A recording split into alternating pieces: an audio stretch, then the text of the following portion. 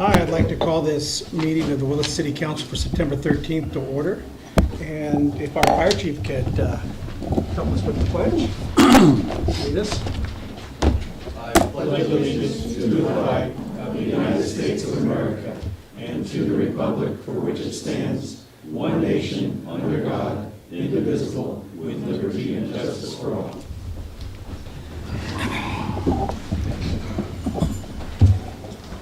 Roll call. Councilmember Rodriguez. Present. Weinstein. Here. Stransky. Yes. Mayor Gonzalez. Here. Present here, yes. All right. Councilmember Strong is absent. All right. Item 2, public communication. The council welcomes participation in its meetings. Comments shall be limited to 3 minutes per person so that everyone may be given an opportunity to be heard. To expedite matters to avoid repetition, whenever any group of persons wishes to address the council on the same subject, the mayor may request that a spokesperson be chosen by the group. This item is limited to matters under the jurisdiction of the city council which are not on the posted agenda. Public criticism of the city council, commissions, boards, and agencies will not be prohibited. No action shall be taken. Is there any public comment on items not on the agenda? Okay, gone. Public matters. I don't see any. Consent calendar. We have council minutes. I will move to adopt the consent calendar. Do I have a second? Yes. Motion, any further discussion? And just so the public knows, we have council minutes from August 23rd, the 30th, warrants, and adopt a resolution appointing the city manager as director and mayor as an alternate director to the Redwood Empire Municipal Insurance Fund Board of Directors. So, anybody from the public want to speak to any of these? Okay. All those in favor? Aye. Aye. Motion carried. Information report, we had a building inspection activity report in our packet. Right to appeal. Persons who are dissatisfied with the decisions of the city council may have the right to review of that decision by a court. The city has adopted section 1094.6 of the Code of Civil Procedure, which generally limits to 90 days the time within which the decisions of the city boards and agencies may be judicially challenged. All right. Commissions and authorities. The Willits City Council meets concurrently as the Willits City Planning Commission and the City of Willits Successor Agency, and there's no business listed. We are now to item 8, City Manager reports and recommendations. Thank you. So the first item is discussion and possible approval of a professional services contract with Regional Government Services, RGS, for interim finance management in an amount not to exceed $45,000 for an approximately 4-month term. You have distributed to you just tonight an updated contract, and the difference between this and what was in the agenda packet are 2 things. One, it clarifies that in the contract itself, the not to exceed amount at $45,000.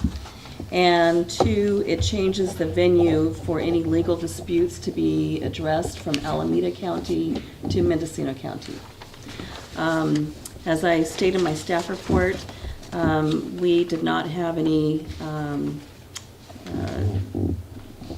viable candidates come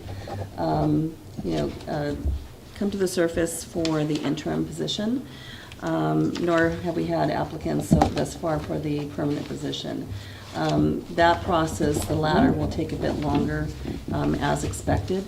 So in the meantime, we do need to have an interim finance manager because we are working through an agency. It's my recommendation that this person is on site 3 days a week, which will include attendance at council meetings. That is in talking with my counterparts in other agencies as well as this agency. That is a perfectly reasonable approach. So it's for that higher level oversight and higher level tasks that the finance department staff is not able to do. First of all, did you advertise in the local papers and the Ukiah paper about this position? No. Okay. I would suggest that maybe you do that, and as a suggestion, just in case there's somebody out there. Yeah. My second question is, after the time has elapsed, how much is it per month after that, in case we don't get somebody? The rate is $95 per hour. That's the fully loaded rate. And so it would just depend on if we want to continue with the 3 days per week, or increase it or decrease it to 2 days a week. This candidate that's coming in next week, assuming this is approved tonight, does have the capability of working remotely, so not all of the time would have to be here on site. Okay, thank you. I have a couple of questions. First of all, I got from all of the documents that RGS is like REMIF in a way. In a sense. And can you tell us a little bit about who they are? Sure. I don't recall offhand when they were established, but it's it essentially is a public entity. It's a JPA of various member jurisdictions, public entity jurisdictions, that came together to create this agency that would have available staffing resources for these occasions when a public agency needs a higher level, such as a finance director, or it could be any of your senior management type positions. They, in addition to having interim staffing available, they do project work. We have used them in the past for project work. They provide consulting. They are looking to expand some of their services based on the needs of public agencies, especially smaller public agencies. Okay. So I have a question about the nuts and bolts. This is a fixed, a not-to-exceed contract for 4 months at $95 an hour, and I noticed that, there's added costs that will be added. Mm-hmm. The $95 is strictly for personnel pay, I think. Is that correct? Yes. So in addition to that, there'll be travel and living expenses, things like that, whenever they have to travel. Where are they working from? They will be on site 3 days per week, so spending 2 nights in Willits. The person is coming from Santa Rosa, so, I mean, there's always the potential that she can commute, but I think her preference is to stay over at least 1 night in Willits. Okay, so her home base is Santa Rosa. It's not, I had the impression this was somewhere in Southern California as their No. headquarters. Okay, The company itself might be, but this candidate is coming from Santa Rosa. okay. So I think it's important for us all to understand, we're not just looking at this $95 an hour, because there will be living expenses and, hotel, per diem, mileage, that kind of thing. Do you have any idea of what the actual cost is going to wind up to be? I don't have a hard number for you. The $45,000 is actually greater than if you calculate $95 by 24 hours per week. So I tried to account for some of that Okay. overage. Okay. The $95 covers the personnel as well as RGS's administrative costs. Okay, I mean, I'm not opposed to this. I mean, I Right. think it's a good idea, it's a good solution, but I think it's important that, we're aware that we're not just looking at, $41,000, $45,000. It could be more. It could, yes, it could It will be more. I plan to work with, reach out to a couple of our local lodging establishments to negotiate a rate. As this person, probably the first 4 weeks, she will definitely have to be here on site every week for those full 3 days. After that, she may be able to work from her Santa Rosa base for part of that time. Okay. So we'll continue to assess that as we go along and, just try and keep the costs down as much as we can. Okay, so just for the heck of it, we're talking about 4 months, 3 days a week. That's, let's say, 12 days a month. Times 4 is 48 days of travel and hotel. Mhm. And if we're looking at $100 a night for rooms. That's $4,800 for a hotel, maybe another $4,000 for meals, that kind of stuff. So, I mean, so basically, we're not really talking about 45,000 was it? We're talking closer to maybe 50. Just It could be. to know. Okay.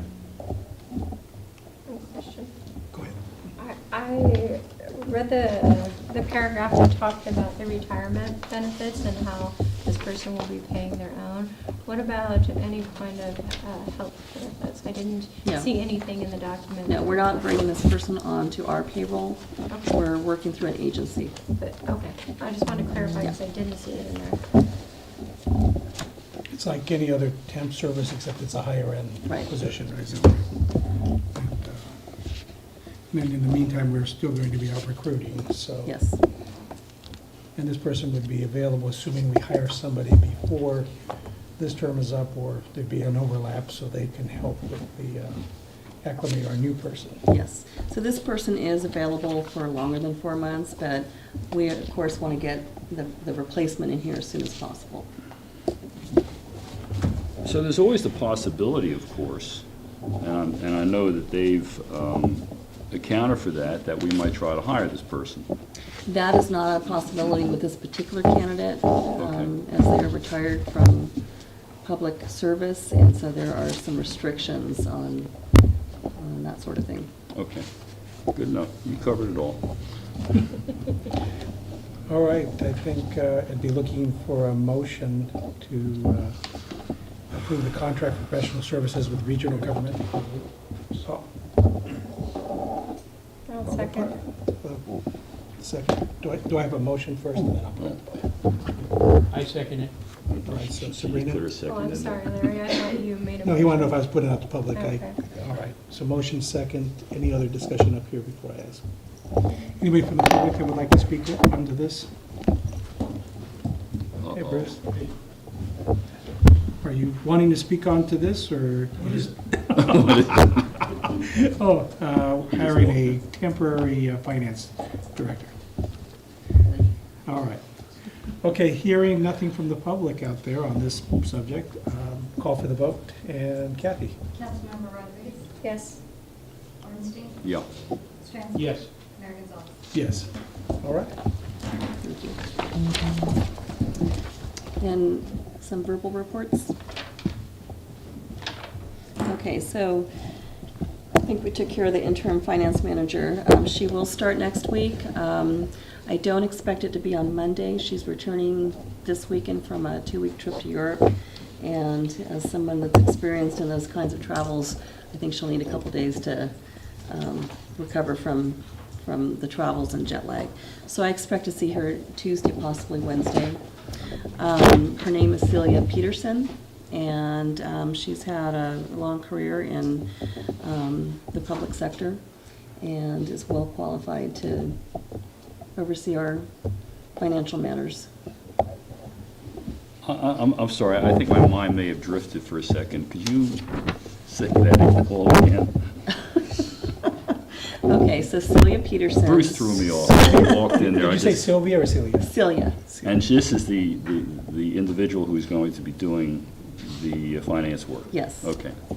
So she's coming to us from Santa Rosa, and she will be here sometime early next week. She's returning from a 2-week trip to Europe, so a little bit of adjustment back to reality, I think, is needed. So thank you for supporting that. It's obviously essential that we have somebody overseeing those matters. Public Works, we have our 8 maple trees that have now been planted in the center of City Park. The irrigation work will be starting on the 25th and will take about a week. And then PG&E has started the LED replacements. And I think they're working from the south north, and the way Bill described it is there's going to be different wattages in different locations. So they're doing 1 wattage throughout town, then they'll go back and do I don't know, that's. So this is just replacing the existing lights, and I know there was talk of adding additional lighting. Right. That isn't gonna happen with this at the moment, right? They're doing the replacements first, and then we'll be addressing any new lights. Okay. We've let them know what we would like to see. I want to make it clear to anyone, because I've had a couple of calls already, that some of the bulbs are, I mean, they seem brighter. They're the same wattage as what was there before, but it's a different type of light, and so they definitely seem brighter. For anybody in residential areas, just let us know if it's a problem for you at your residence, because PG&E has told us that they can put a shield up so that the lights aren't glaring into your home. Onto wastewater, we had an SSO, which is a sanitary sewer overflow, over the weekend, over by Tower Mart. But it went into a storm drain, but it did not reach the creek. So the cause of it were rags and roots off of Bender, which is pretty typical, I understand. And in the water department, we had our dam inspection, and they inspected both dams. We have a report on those, and we have some work to do. Nothing that's terribly major, but just sealing some fissures and things that if we Gotta be take careful care using those words. Yeah, right. If we take care of them now, we won't have problems later on. Now, question I had is that something that we would put on our website, or is that something because of security concerns that we don't put up? That's a good question. I don't know the answer to that Oh, right now. okay. You mean about the fact that it was inspected? No, Yeah. about what they found. There's some laws that changed regarding Yeah. security at That could be water. tricky, though. I mean, you start putting down things like that, and unless you go into a 20-page explanation of highly technical terms, someone's going to read it wrong. Yeah. Yeah, but I wanted to let you know that those inspections did take place. Overall, the inspection was fine. You know, there were some things that we need to address, and there's a plan to address them. And if we need to bring anything to the council related to that repair work, we'll do so in the future. But there was nothing glaring that, you know, Is this unusual for a dam that is so old to have, I mean, it's apparently in good condition. it is unusual. I mean, infrastructure falls apart Mhm. over time. And did you get any comment that, this is wonderful, or this is normal, or, Normal. okay, good. Let's see, we've also been running the groundwater system, and that's been running during the daytime, and it's saving 6 to 7 hours a day of electricity, which was particularly important during the recent heat wave. Good. Is that it? All right. City clerk, do you have anything? And human resources.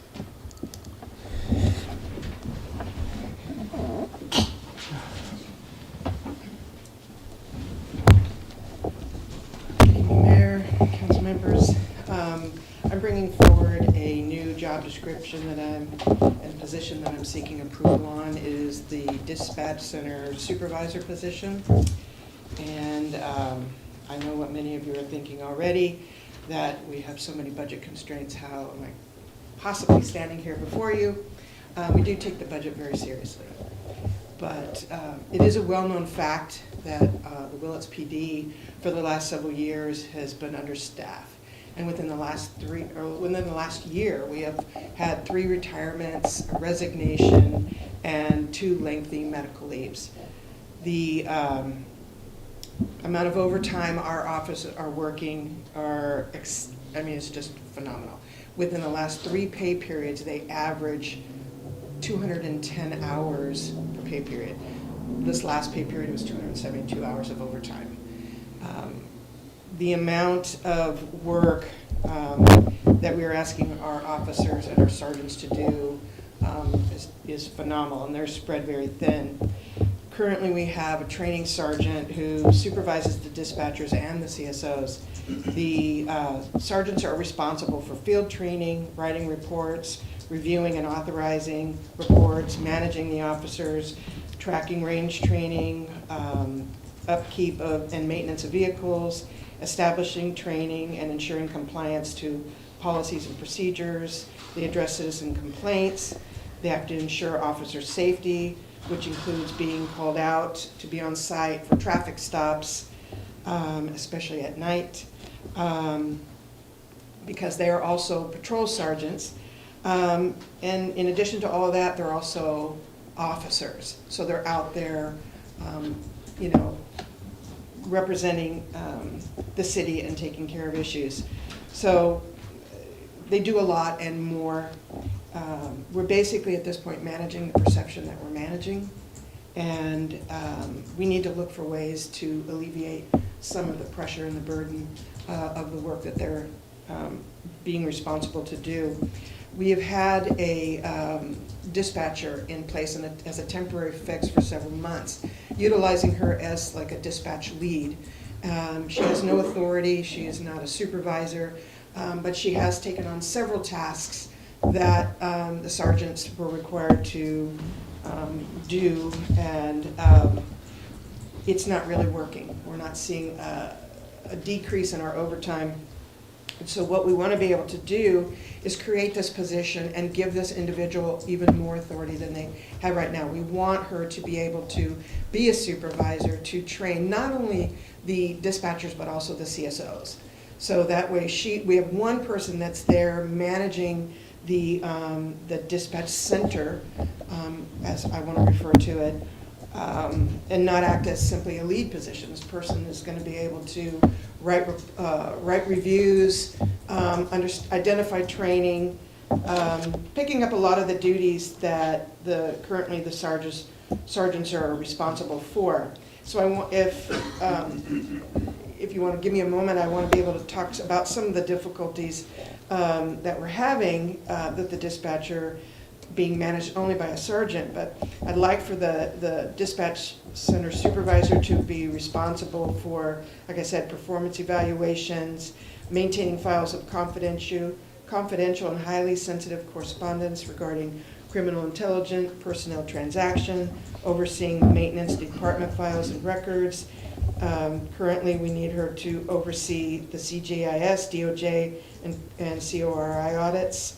She operates and maintains the ATF account.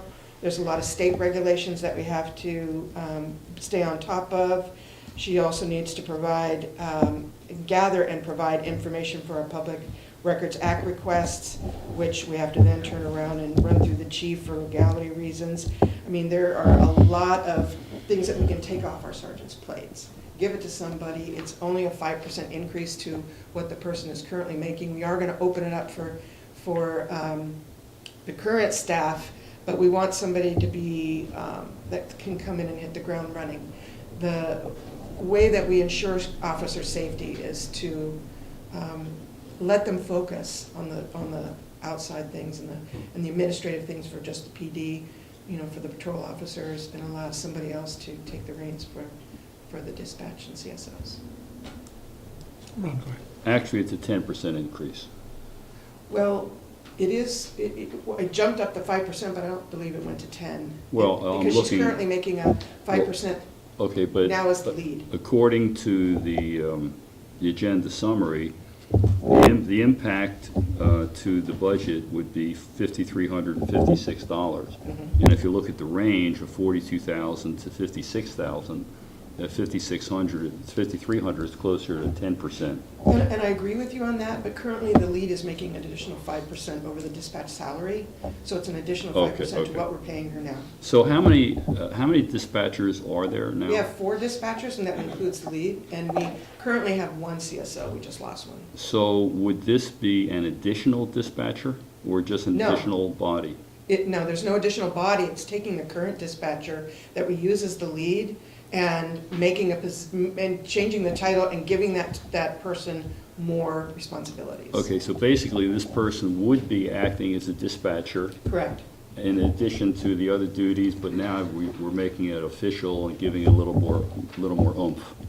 a lot more of. Okay, Yes. okay. And maybe I can kind of add something. When I retired, right before I retired, I introduced the lead concept, because at the time we had collapsed a dispatch supervisor position because we were going to use a planned lieutenant to do the managerial. And when that individual that I had in mind to promote to lieutenant left, that kind of created this supervision void. Okay, there's another thing that just occurred to me. The dispatchers work 24/7, Yes, they do. and obviously this individual would not work 24/7. So how would the supervision be carried on during the, let's call them the off hours? Because they do rotate their hours. And so, Yeah, but she's not always there for all 3 shifts. no. I mean, in but- any given week, she's there for 1 shift. Correct. So how are the other shifts covered then? Well, Can I explain? Ken? sure. So normally what would happen with a dispatch supervisor, or if a sergeant or lieutenant was doing that, is that when it comes time to evaluate, or it's be no different than any other job, if Sabrina had a half teacher over there, she would hang over and deal with that. So this individual would probably have to flex her hours and come in and maybe sit with another dispatcher during their period. Well, Okay. and she'll also be, well, I say she, it really could be he as Yeah. well. But that position will be responsible to manage the team on a daily basis. So it's not that she'll only come in and do evaluations, but they're gonna be reviewing the work and finding out where the deficiencies are, and ensuring that training is given so that we can, Well, but obviously, this individual would have to be on site during each of the 3 shifts during the week, correct? No, well, she's gonna work her one position. Not fully, but, no? You're, that's not the way it works in a public safety department. so there, It's not like a sergeant of a shift, it's a supervisor of. No, So a lot of times the work is created at 3 in the morning and put in a tray, and somebody has to review that, and that could be done not at the same time. okay, my image, from my experience in management, is that a supervisor is there at some point to supervise, to actually look at the people while they're working, and to see how they're doing, train them, help them, suggest, whatever. But they have to physically be on site throughout the entire work period, not continually, of course, but, in snippets, so that they can get a sense of what's going on all the time. And you're saying that this is not the way it works? No, and it was that way when we had another individual doing that they would come in sometimes, especially, for example, if a sergeant says dispatcher X is being short on the radio, some of that supervision may involve coming in and reviewing tapes outside of that individual. It may come back and say, yeah, it's sounding like they're short, I'm going to come in and monitor, or I'm going to look at the written work that's prepared. Okay, So they're all not right. necessarily with them 24/7. All right, so no, I'm not saying 24/7, but I'm saying available. Yeah. How do you supervise someone who's working on the midnight shift if you don't come into the room? Well, let me kind of put it to you this way. We are currently in that situation and have been for many years. I mean, we have currently 3 sergeants. One is acting police chief, the other 2 are trained sergeants, and they're coming in at extended hours, and they're not there to supervise those police officers that are under them. So they are going to review the work after the fact that it's occurred, and if there is a need to come in early to do training and discussion, then that's what will take place. All right. I mean, I'm not criticizing the idea, and I fully understand that you can't have a supervisor one supervisor supervising 3 shifts. Right. But supervision is supervision. It just works somewhat differently in public safety. Everything is logged into their system, and so everybody over there can review, and they have their briefings at the start and end of every shift, when they switch over to the new shift.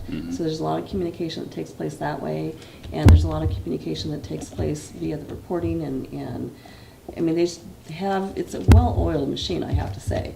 I wish that, other Yeah. operations work the same way. So it's true that they don't have the same model of supervision that we think about, but they have the model that works in a public safety department. And it works over there, and it has for, as Karen said, many years. Okay. All right, makes sense. And you made the argument that we're paying lots of overtime, but I'm not really seeing how we're gonna save on overtime by increasing this position. And I'm also wondering about the person who is doing this position, who would get this authority. What is their workload currently? Are they already working at capacity? Are we really just giving them a pay raise because they have some more authority? Do they even have capacity to do more work in their day?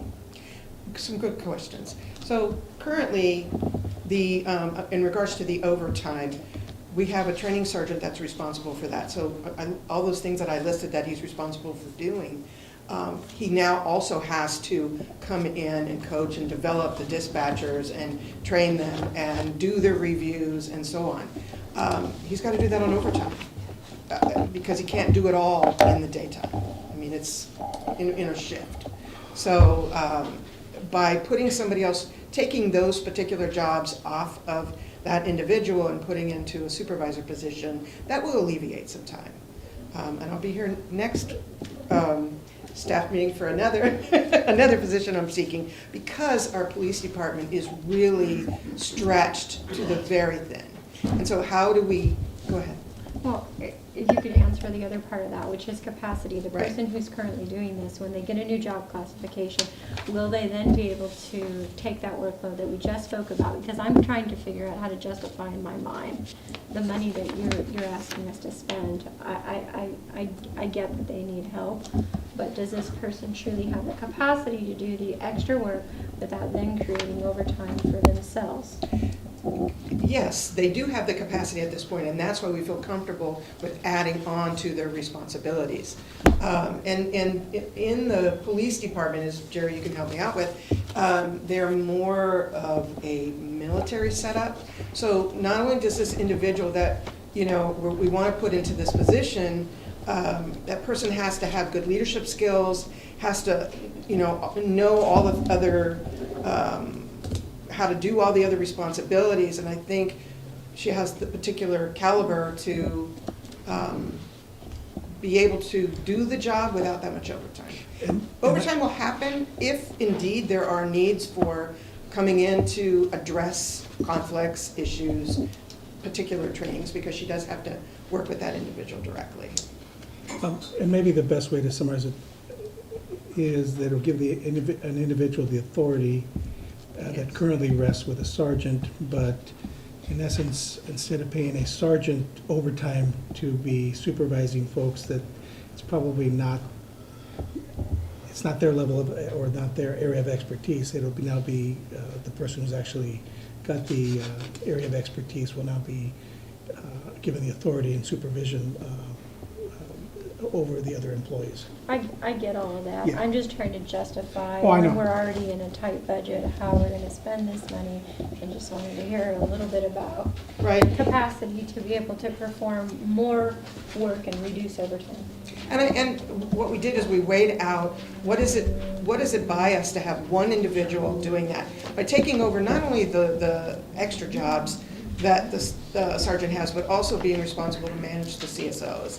I think it's going to make a better consistency that we have in making sure that we're all at the highest potential that we can be. Again, we've had this dispatch lead for, 7 months now? And the team works together very closely, but if we then allow her to take on those duties of a supervisor, which is the coaching, the training, the writing of the evaluatives, it just becomes more meaningful. And you've got somebody who can say, yes, I know exactly what you're doing right, I know exactly where you can improve, where the sergeant is getting that secondhand. And they're already responsible for so much that things are going to get overlooked. And we really want to be able to put somebody in a position, not from what the position that we had before, where it was a lot of administrative and that individual really wasn't a dispatcher, but give the person enough responsibilities that we can alleviate the pressures that we're feeling on the other side. Thank you. Right, so, any other discussion up here? Anybody from the public that would like to speak onto this? Otherwise, I'm looking for a motion. Yeah, I'll move. I mean, it is hurtful to have to keep adding to the budget, there's no question about it, but I think it's wasting highly trained resources to have a sergeant in the office. I mean, he needs to be out there with the troops. Right. I mean, that's what the police department is all about, really. The rest is support work, important support work, but that's where I'm not gonna go cliche work tonight, but, rubber Thank meets you. the road kind of thing, but he needs to be out there with the officers, and I think that it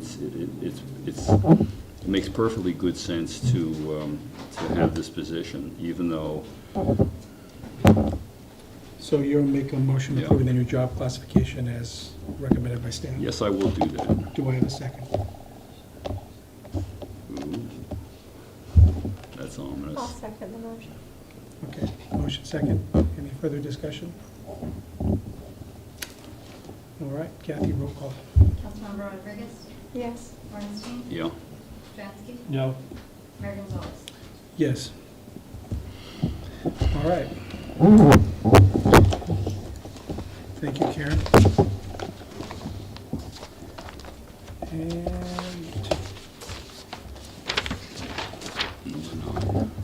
Well, public safety. yeah, Department Recommendations, Community Development. Assuming that Dusty, you'll move on, okay.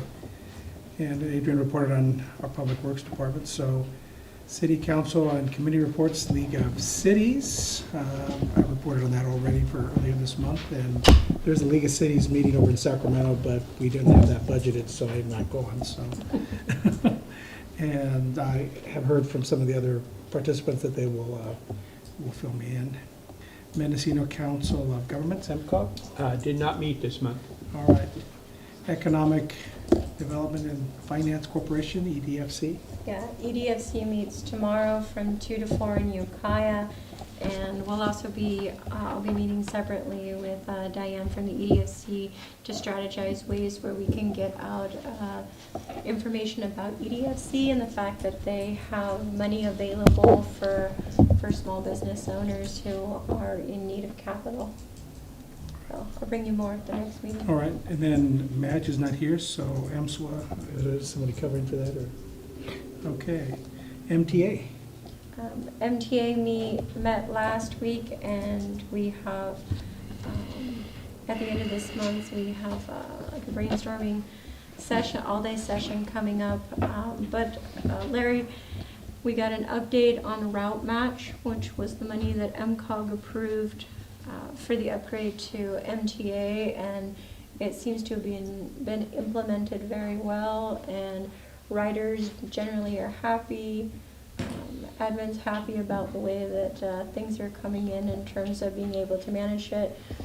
There's still some significant concerns with an MTA. It was stated at the last meeting that their accounting system and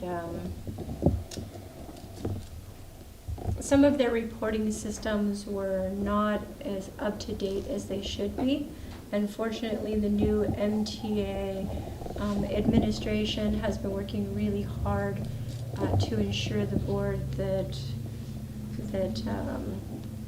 they're as transparent as possible. So although I'm concerned with where MTA was in the past, MTA is headed in a good, positive direction. Thank Are you. we going to have a chance to see it in operation? The route match? Yeah, Absolutely. I'd like to go down and ride a bus and see. Okay, let's do that, Larry. All right, thank you. And LAFCO did not meet this, there was not enough business on the agenda, so the next meeting will be next month. And Finance Committee, Larry, did we report out on this already, or did we meet afterwards? What do you think? This happened after our last meeting. No. Oh, okay. So Larry, I'll let you speak to that. Thank you, Jerry. No, just, We met and came up, that's been 2 weeks ago. I know, it's, We came up with tried to come up with some solutions to the budget crisis that we're in. And as of yet, we have not been able to come up with anything that is going to be a large enough, I mean, there's a couple of thousand or whatever, but that's not going to make the 400 and some that we're out. And, but we will continue to meet and to come up with something that is more substantial with the budget crisis that we're in. and I'm kind of hopeful that having this temporary person come in, give us a fresh look, might be something we could do. So I do plan to schedule another Finance Committee meeting, give her a couple weeks at least to Yeah, get acclimated, but, I think that would be a good opportunity to meet and have her meet with the Finance Committee and just start the discussion and. okay. So being nebby like I am, what kind of things is the committee kind of looking at? We got a briefing from Susie at the last meeting, and went over the budget. She's going to give us a highlight of kind of a snapshot of where we were. And All right, but that's good historical information, but I mean, the fact is, We got 3 budgets from Susie about how we could make a balanced budget. And we approved, the council approved the budget as the way it is. yeah, You and I voted no. negative on Right, that. right. And so what we're trying to do is to come up with something in between that we can work so that we can come up with at least working to get it down. I mean, we're not gonna make the whole sweep at one time, but my thought on it is that we need to take Susie's budgets that she gave us and look at them and see what we can do to make them come to action and to cut the deficit down. And that's, I mean, you have to go back in and look at the budgets and see how she came up with the zeros or wherever that she came up with. And we did not do that. Okay, no, I mean, I get all of that, and it's all theoretical and looking at the numbers, but what I'm talking about is, it seemed to me that what my image of these monthly budget meetings or finance meetings were going to be about, we're looking at, digging down. So right now, we're in, the third month of the fiscal year. Just starting the third month of the fiscal year. And by this point, every department should have some sense at least of what kind of money they're gonna have to be spending, of what things are gonna look like as they go forward. And it's early days yet, so, it's still very nebulous, but it seems to me that every one of these things are opportunities to take a look at the past operation for the past couple of months and say, we didn't really need to spend this much money for this thing. You know what I'm saying? I mean, to me, that's what the budget reviews are about, the ongoing kind of thing. It's the same kind of thing that we all do in our own private lives. We all have budgets. And, I'm bringing in X number of dollars every week, and my wife wants to, sorry, kid, she wants to spend X plus Y, So, or else we're looking at this thing saying, we're going to spend this money. Let's think about this, because right here in real time. And we make adjustments, and we all make adjustments as we go along. So we spend a little bit less, maybe we have opportunities to bring more in. It's not the kind of thing that's going to solve it all in one fell swoop. It's not going to happen. But if we can nibble away at this thing every month, that's the kind of thing I would have expected from this meeting. Well, I we think- did not, we did not come up with anything like that. We did not ask, to my knowledge, we did not ask any department head to do that. And when the new person comes in, that's the approach that we would like to take. And I'm sure that we will have a solution somewhere along the line, not to do the whole thing, but partially. Well, I'm not going to hold my breath because, I Well- mean, it's not, I don't believe in fairy tales. Well, But, you know, I think, Adrian, you understand what I'm talking about. do. You know, we're talking about incremental things, the daily stuff that goes on. And so I can tell you that outside of the finance committee meetings and reviews, every department is taking a hard look, day in and day out. Okay. And, you know, you heard tonight that we're increasing somewhat in the police department, but, you know, we're trying to decrease Overtime. everywhere we can, Right. and we're going to continue with that Okay. effort, while we are also trying to come up with some new revenue sources. Yeah. No, and again, I get that, but, Yeah. you know, And I also agree that, you know, having a fresh set of eyes on this, I think Susie did a tremendous job for us, but, you know, it wasn't one person. It, you know, it takes the entire you know, city organization and the council to come up with the solutions. okay. And it will be an incremental fix, if you will. Does each department have the freedom, and I'm talking about you know, every employee from top to bottom in each department, does each one of them have the ability to come up with a brilliant idea and see it get implemented? Yeah, Okay, yeah. good, okay.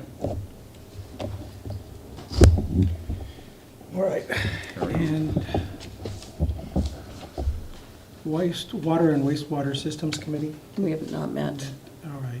Revive Ed. It's we're next gonna- month. Next month. If I could make a suggestion, I'd like to see at our next Revive Ed or in the near future that we have a discussion about potential changes to our zoning.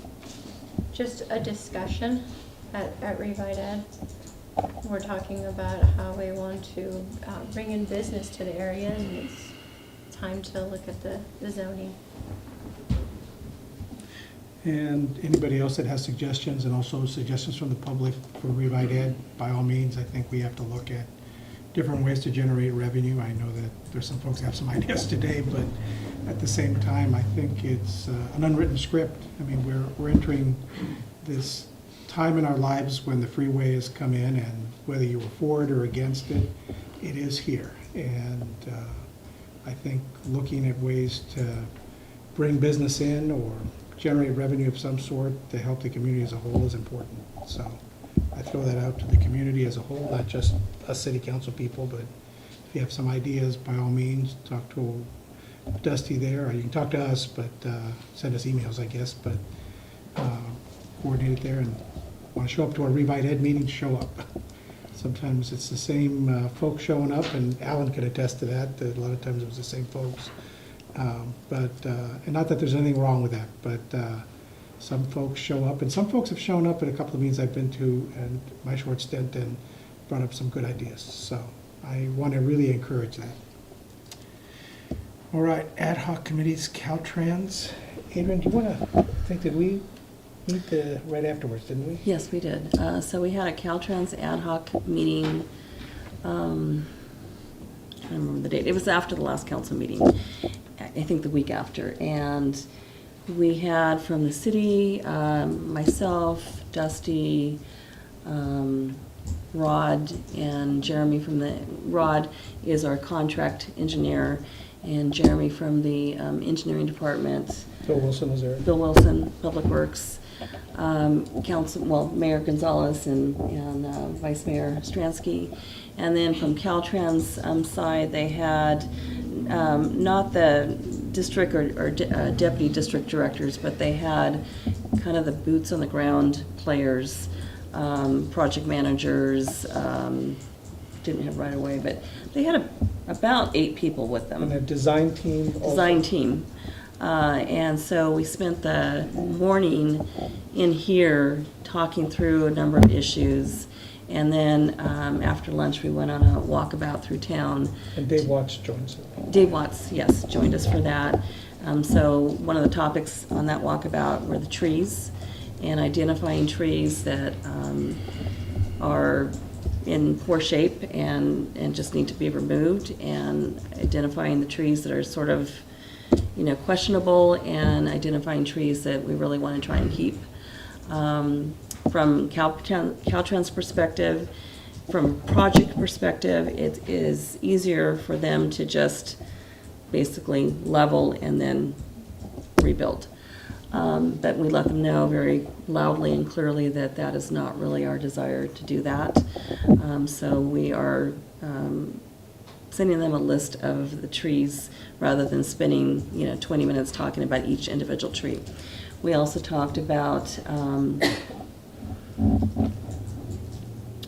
the thickness of the asphalt that they plan to put down. It is now less than they were originally proposing, and what they were originally proposing was of concern to the city, and that had been communicated many, many times to them. So they are currently trying to readdress that to meet our city standards for the pavement.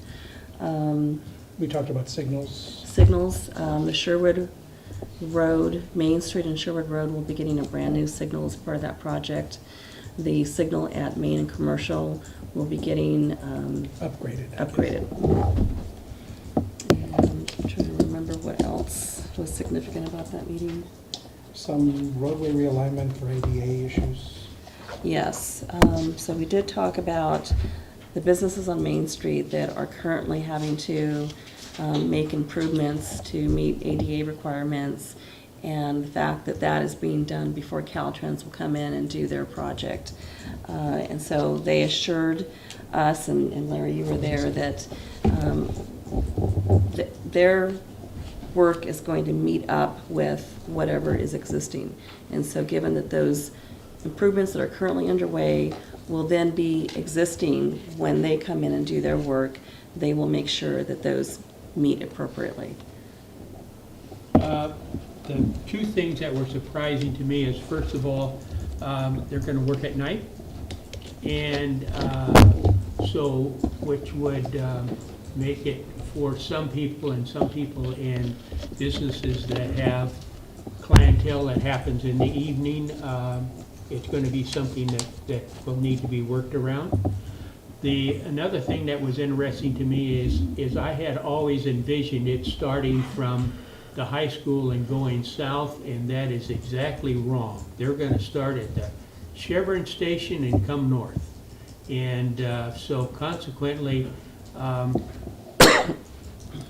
I just can't see how they can cover that in the summer, but that's not me to see. But that's a lot of distance and a lot of things to do when I see how an area that they did in front of the high school, and I don't know exactly all the things that they did in front of the high school, but to cover the blockage that it takes to go from the Chevron station all the way down to Sherwood is quite an area to cover, and especially when you're going to tear things out.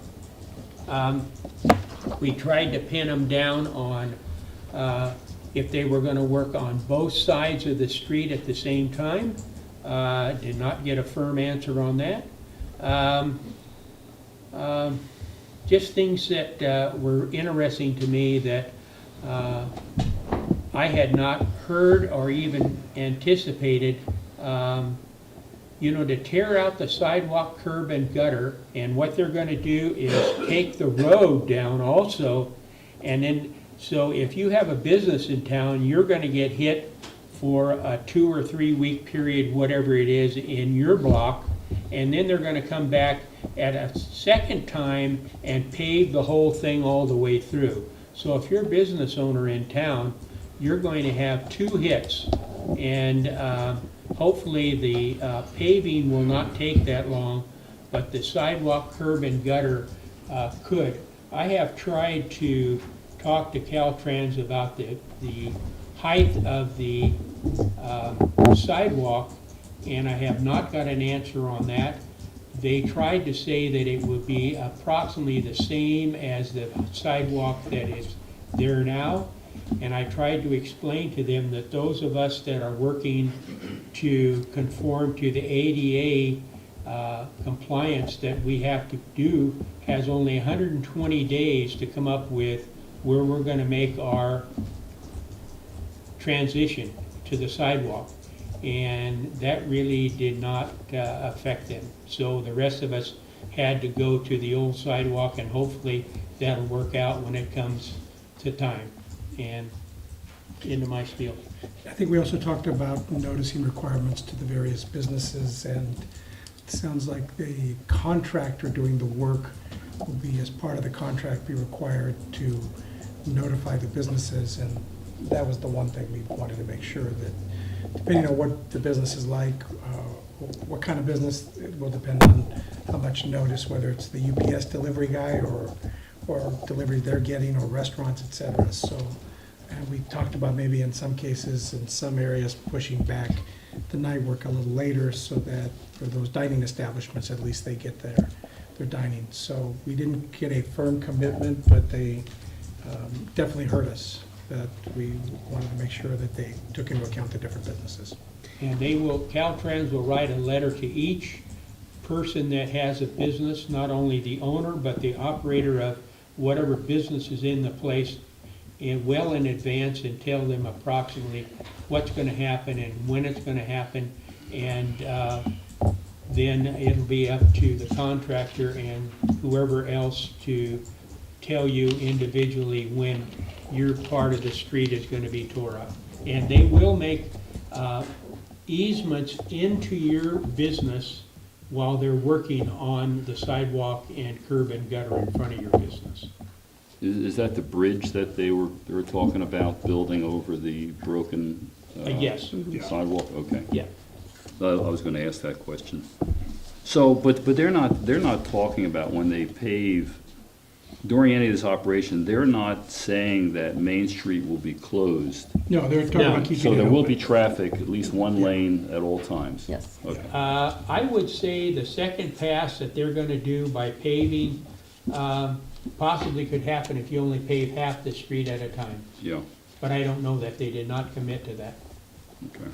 So, We did emphasize communication quite a lot, and ended up requesting that we develop some frequently asked questions, so that we're all on the same page with what is being communicated. And so they were agreeable to doing that. Let's see. We talked about the conduit that they're going to be putting in for irrigation, basically dry utilities and wet utilities. And we talked about what the city is going to have to consider when the roadway is relinquished to us is we are now responsible for the maintenance. And so we're trying to get an idea from them, since they've been responsible for it thus far, is what has maintenance entailed. We want to try and put some numbers to that so that we can budget accordingly. That's probably an easy question to answer, I think. Would you agree? so, all right. The other ad hoc committees, Cannabis and JPA, had not met, and Museum Advisory Board? Yeah, Allison Glassy has retired as the director of the museum, and Karen Horner, who's the library director, has been instructed to work basically to be the liaison between the Board of Supervisors and what's happening at the museum. At our meeting, she told us that the Board of Supervisors is still discussing whether or not there's a need for a director. They're currently filling the curator position, but they won't give us a firm answer as to whether or not they feel there's a need for a director. And serving on that board, or that advisory board, I'm a bit concerned about, how they're going to be managing the operations there. Certainly, I put in my 2 cents about how important the museum is to the city of Willits. Although it's a county museum, it's an important part of our community. And I'll be watching closely. Our advisory board,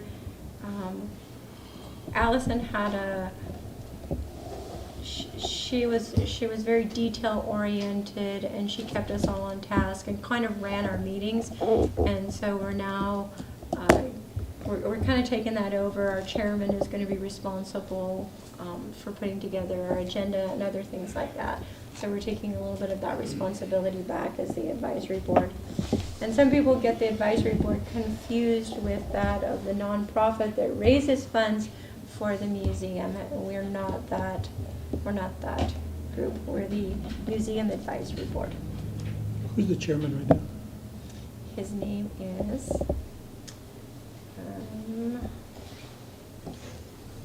here, you're gonna ask me that. Oh, if you don't know, that's fine, we can. Yeah. I think his name is Jim Eddy. Oh, Oh, okay. he's a former supervisor. All right, He's a good guy. Yes. all right. But he doesn't do emails, so it's hard to. Any People of a certain age don't do email. Any council member reports or recommendations before the main event? Yes, just that we don't have our group for Visit Willits is coming out, and we haven't really formally made it a committee. And I would like to see it eventually listed on our committee reports so that we can update you on what's happening. Tomorrow we'll be vetting the applications, 9 applicants. Mhm. Nine applicants towards the Visit Willits Tourism Board. And so once we get those applicants vetted and we put together a board, then we'll be rolling up our sleeves and getting to work on promoting tourism in Willits. In the meantime, you can visit the website as well as the Facebook page for Visit Willits. There's some wonderful things on there that you can learn about Willits or see some places that you can go. Adriana, as long as we're on that subject, is that something that if we put to the next meeting that I can make the appointment then, or so we could just put that on the agenda for next Sure. meeting? What's that? To put that on the agenda for the next meeting, you think Yes. that'll be ready? I hope so. Okay, all right. Tell you what, I'm gonna call a 5-minute break right now, and then we will come back to item 12, enactment of ordinances, discussion, possible action to adopt the negative declaration, introduce the reading and waiving of the further reading of proposed ordinance repealing Chapter 9.0 of the Willits Municipal Code entitled Medical Marijuana Dispensaries, repealing Chapter 17.86 entitled Marijuana Cultivation, modifying Chapter 17.06, 17.24, 17.26, 17.28, 17.29, and adding Chapter 17.85 entitled Medical Cannabis Activities Related to the Cultivation, Processing, Distribution, Testing, Research, Transportation, Dispensing, and Manufacturing of Medical Cannabis. So, 5-minute break, and then we'll come back. If you're not here for that, if you want to go home, you can, but if not, then stand by. Let's back into session. And I'm going to ask Dusty to come up and speak to this. And folks, I know a lot of you came here to speak to this, and again, if you could make it brief when you come up. I don't want to silence anybody, whether you're for or against or whatever afterwards. We open it up to public comment, but if you could make it brief, or again, if we are going to say the same thing, maybe come up at the same time so that we can all go home at a decent hour today. And that's for the sake of moving things along, but I don't want to silence anybody, so everybody will have an opportunity that wants to speak, will have an opportunity to speak. Okay? Thank you. Dusty Dooley, City Planner, Medical Cannabis Ordinance. I have to say that I graduated from Humboldt State University, and if any university was going to prepare you for writing a cannabis ordinance, it was that one. They did not do that for me. I want to just quickly thank the council for your patience and understanding with staff in getting this matter before you. It's been a lengthy process, but hopefully we have a better product for your considerations for these efforts. This is a discussion and possible action to one, adopt a negative declaration, and two, introduce the reading and title of and waiving further reading of the proposed medical cannabis ordinance. So we'll be seeking two separate motions from you if you choose to support the ordinance.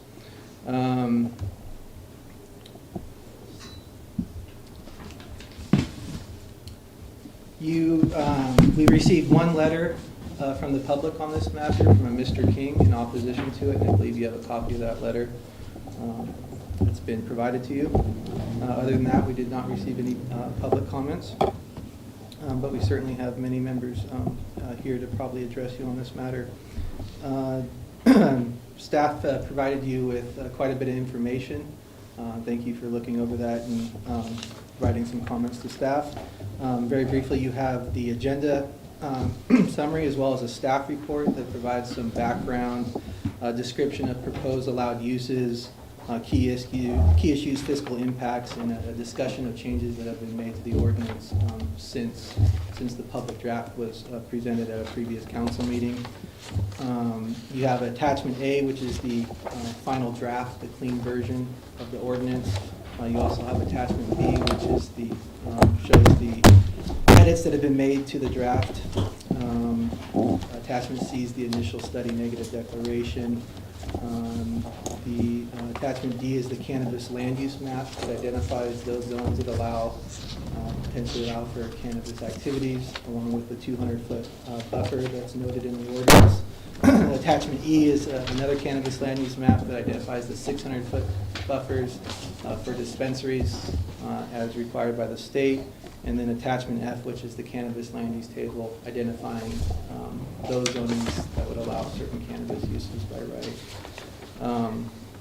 Today you received a memo explaining some last-minute minor revisions to the ordinance. And I'll quickly go over those for the benefit of the audience.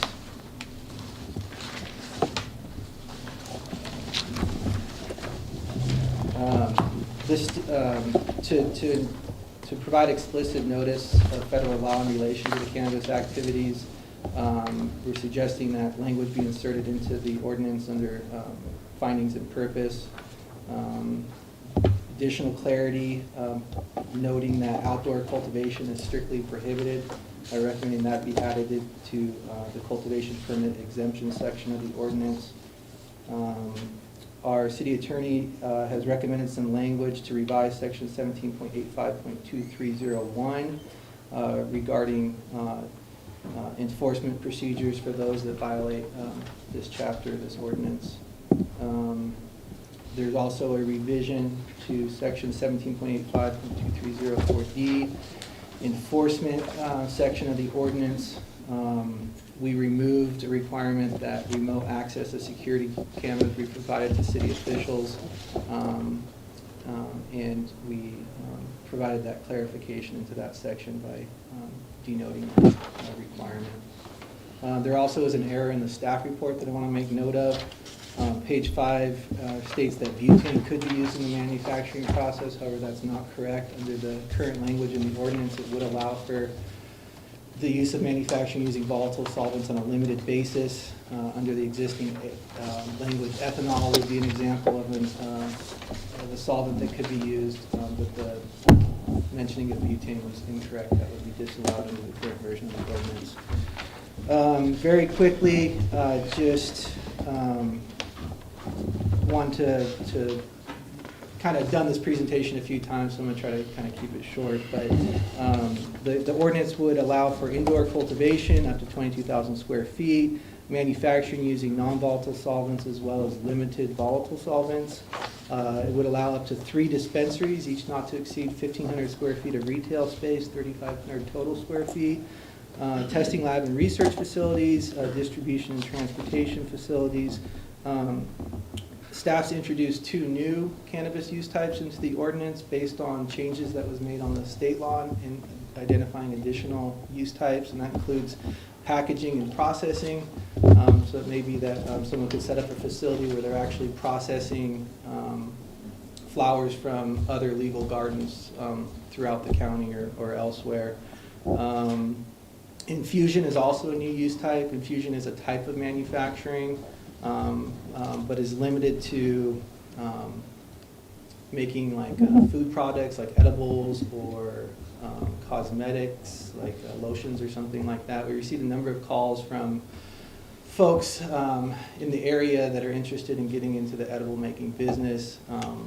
They would take a manufactured cannabis product and then use it to make their own product, but they wouldn't be actually going through the extraction process, which is of much concern and can cause some safety hazards. So again, infusion is a type of manufacturing, but separated out from the manufacturing use type as they're actually using manufactured products rather than doing the extraction process itself. Let's see here, some key provisions of the ordinance. Operation of a commercial medical cannabis business requires approval of a cannabis activity permit from the Community Development Department. That decision can be appealed to the City Council. Each cannabis business will be subject to city inspection and fees. No person under 21 will be allowed on the premises. No marijuana is allowed to be smoked, ingested, or otherwise consumed on the premises, whether for recreation or medical purposes. Our police department will be conducting background checks using the live scan system for all owners, applicants, and employees of commercial cannabis businesses. Ordinance very clearly states that any medical cannabis activity is only allowed within a fully enclosed and secure structure, so that means no greenhouses. One of the biggest issue in completing the initial study was odors. We have a strict standard that odors cannot be detectable from outside of the facility. And certainly if you're unable to meet any of the standards we have in this ordinance, there is an opportunity for your permit to be revoked. But we clearly state with the odor situation that if you can't meet that standard, you should expect to have your permit revoked. All medical cannabis facilities shall install and maintain security measures as identified in the ordinance. This was another big concern when going through the initial study. These types of businesses, because of other issues, tend to work a lot with cash and have a valuable product. So we've asked for a number of security cameras to be set up to work with our police department on coming up with an approved security plan, and also making sure that you have all your cannabis and other valuables in a secure place. Another change that was made to the ordinance since it was last before you, and this came about again from working on the initial study, is applicant must submit a waste management plan that addresses how hazardous waste and solid waste, including any cannabis waste, will be disposed of, and makes note that pretreatment of wastewater may be required prior to discharge into city sewer system. The medical cannabis cultivation businesses must submit a water management plan that demonstrates how irrigation water is recycled to the maximum extent feasible using best management practices. This was a topic of discussion last time and maybe again, but all medical cannabis activities issued pursuant to this chapter will be good for 1 year, 12 months from commencement of operations, at which point they'll need to seek a renewal. Provided they're compliant with all the rules and regulations, they'll have their permit renewed, and it could go for longer than a year. And then I wanted just to identify some of the key changes that have been made to the public draft. We talked about the 2 new cannabis use types, the packing and processing infusion. Also very happy to say that we were able to combine the general conditions and applications requirements and knock a good 10 pages off of the ordinance. It's kind of repetitive language, and so we were able to figure a way to avoid duplication of text and create a more concise and user-friendly ordinance. One of the big changes was based on public testimony we received at the June 28th meeting, and that had to do with folks letting us know that there was a need to use, at least on a limited basis, volatile solvents in the manufacturing process to make a usable product. Staff worked with our fire chief, Chris Wilkes, and the ad hoc committee, and we have a new recommendation that we do allow manufacturing, including a limited number of type of volatile solvents. Ethanol, again, would be an example of one, but some of the more dangerous ones like butane would still be disallowed. The other change was based on council direction, and that was to limit the size of dispensaries. There was no specific direction on that limitation. Staff did our best to come up with a balance, and recommending that the dispensing area itself, where the public is allowed to be and choose their medicine, be limited to 1,500 square feet, and that their overall size of the dispensary be limited to 3,500 feet.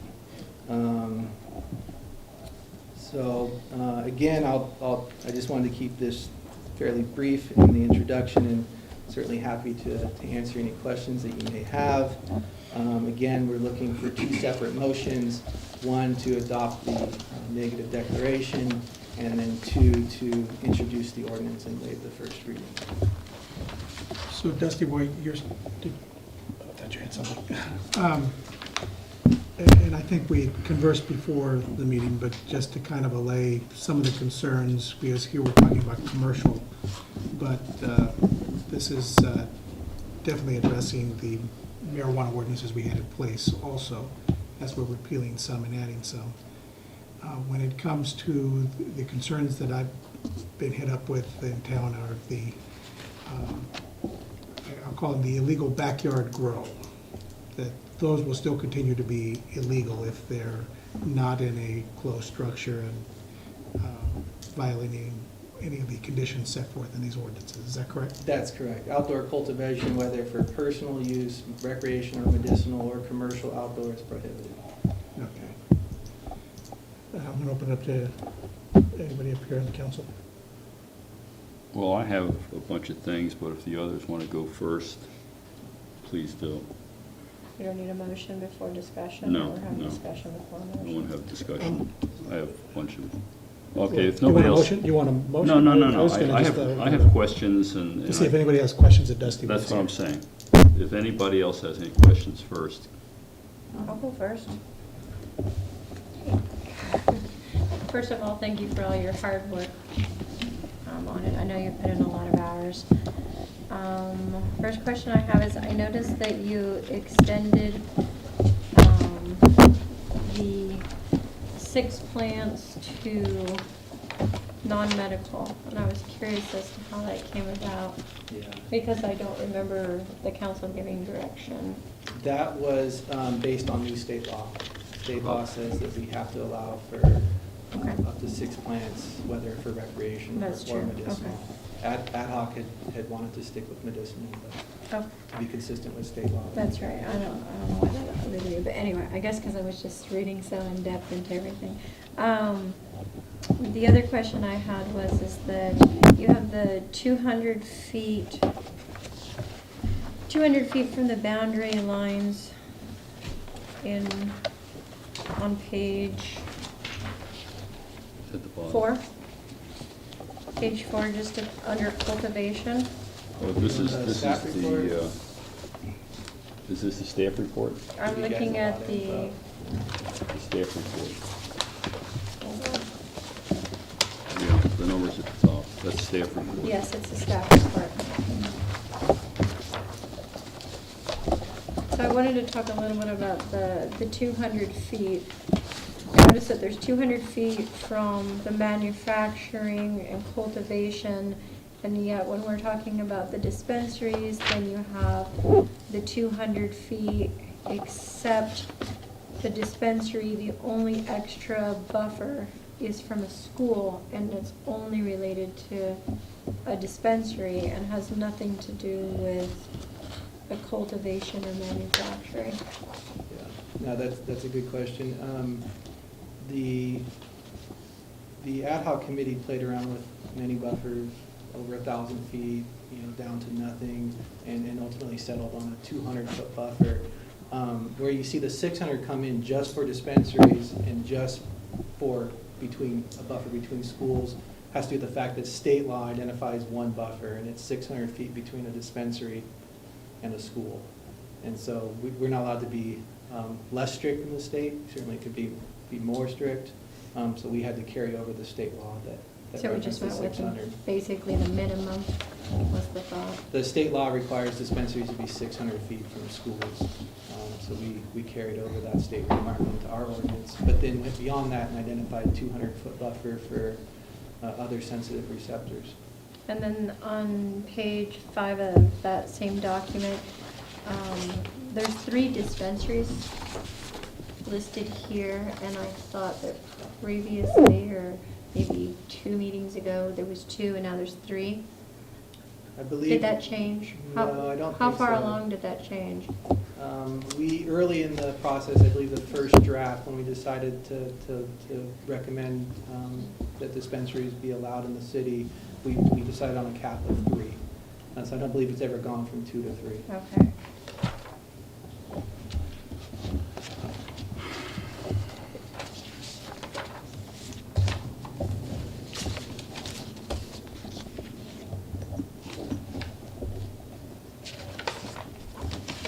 Go ahead, Ron. Does Larry have anything? The dispensaries are only going to be legal in C2, is that correct? In C1? C1 or C2? Dispensaries potentially permitted in C2 and in our industrial zonings. They would not be allowed in C1. Thank you.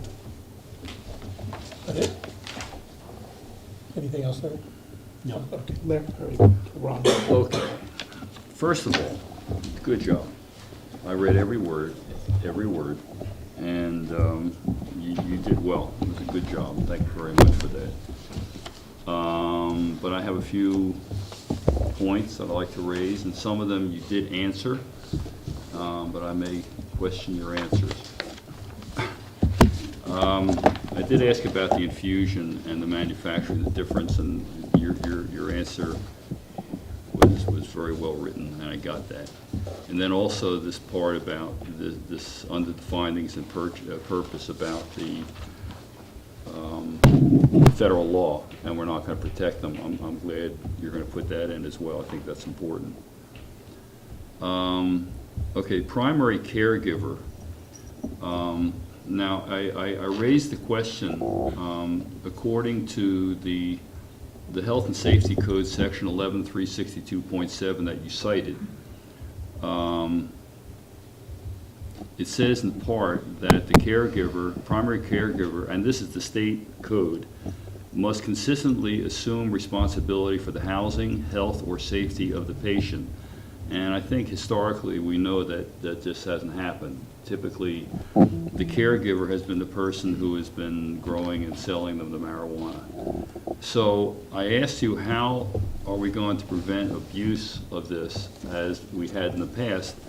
And you told me periodic inspection, audit of licensee records. Could you be a little more specific on that? Because I don't know, I mean, what we're talking about is that in each case, the caregiver has to supply proof that they do provide housing and shelter and food and all this other stuff. And are you going to look into that? I mean, you know, on a practical basis? So the state rules will be kicking in shortly, and that likely is going to be a task that they would take on. But in the meantime, and in addition to, you know, this ordinance requires not just a dispensary, but other types of cannabis businesses to maintain records and track their inventory from seed to sale. Mm-hmm. So we would expect a dispensary to maintain records of their patients, what medicine they provided to them, and there would be an opportunity for the city to review those records. I imagine that they would maintain copies of a caregiver or a patient's medicinal card to verify that they have received permission from a doctor to obtain medicine. Okay, so did you say, and I think you might be right, that the state is actually going to be monitoring this? The state is going to have a track and trace system set up. Well, I'm thinking about the caregivers. Oh, okay. I mean, will the state be licensing caregivers? I mean, is that going to happen, do you know? Trying to think if when you get your medical card, if it comes from the state or if it comes from local doctors. Well, they'll get a local license and they'll get a state license, at least the purveyors. But I don't know how it works with the caregivers. I think that might be something to look into, because that could be, you know, that could be one of the chinks that in the armor that could bring the thing down. Okay. So we're talking about under cultivation permits. This is on page 10 of the final draft. And paragraph 2 talks about the odor needing to be non-detectable from beyond the property boundaries. How will this be determined? Is it going to be using a measuring device or having someone just smell the air? And this is subjective and open to interpretation. You know, it's like defined pornography. You know, everybody's going to have a different definition of it. And I'm sure that if you stand two people on the sidewalk outside of a marijuana operation, one person will say, "Oh my God, it smells awful." The other's going to say, "I don't smell anything."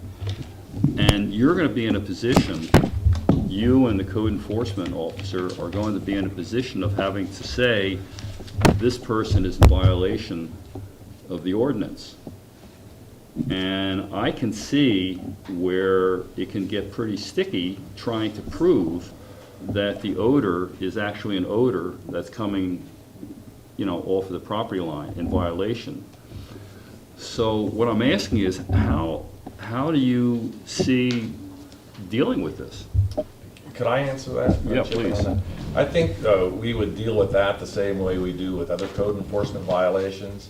And the objective here is to have these businesses be good neighbors and not produce offensive odors to the neighboring property owners.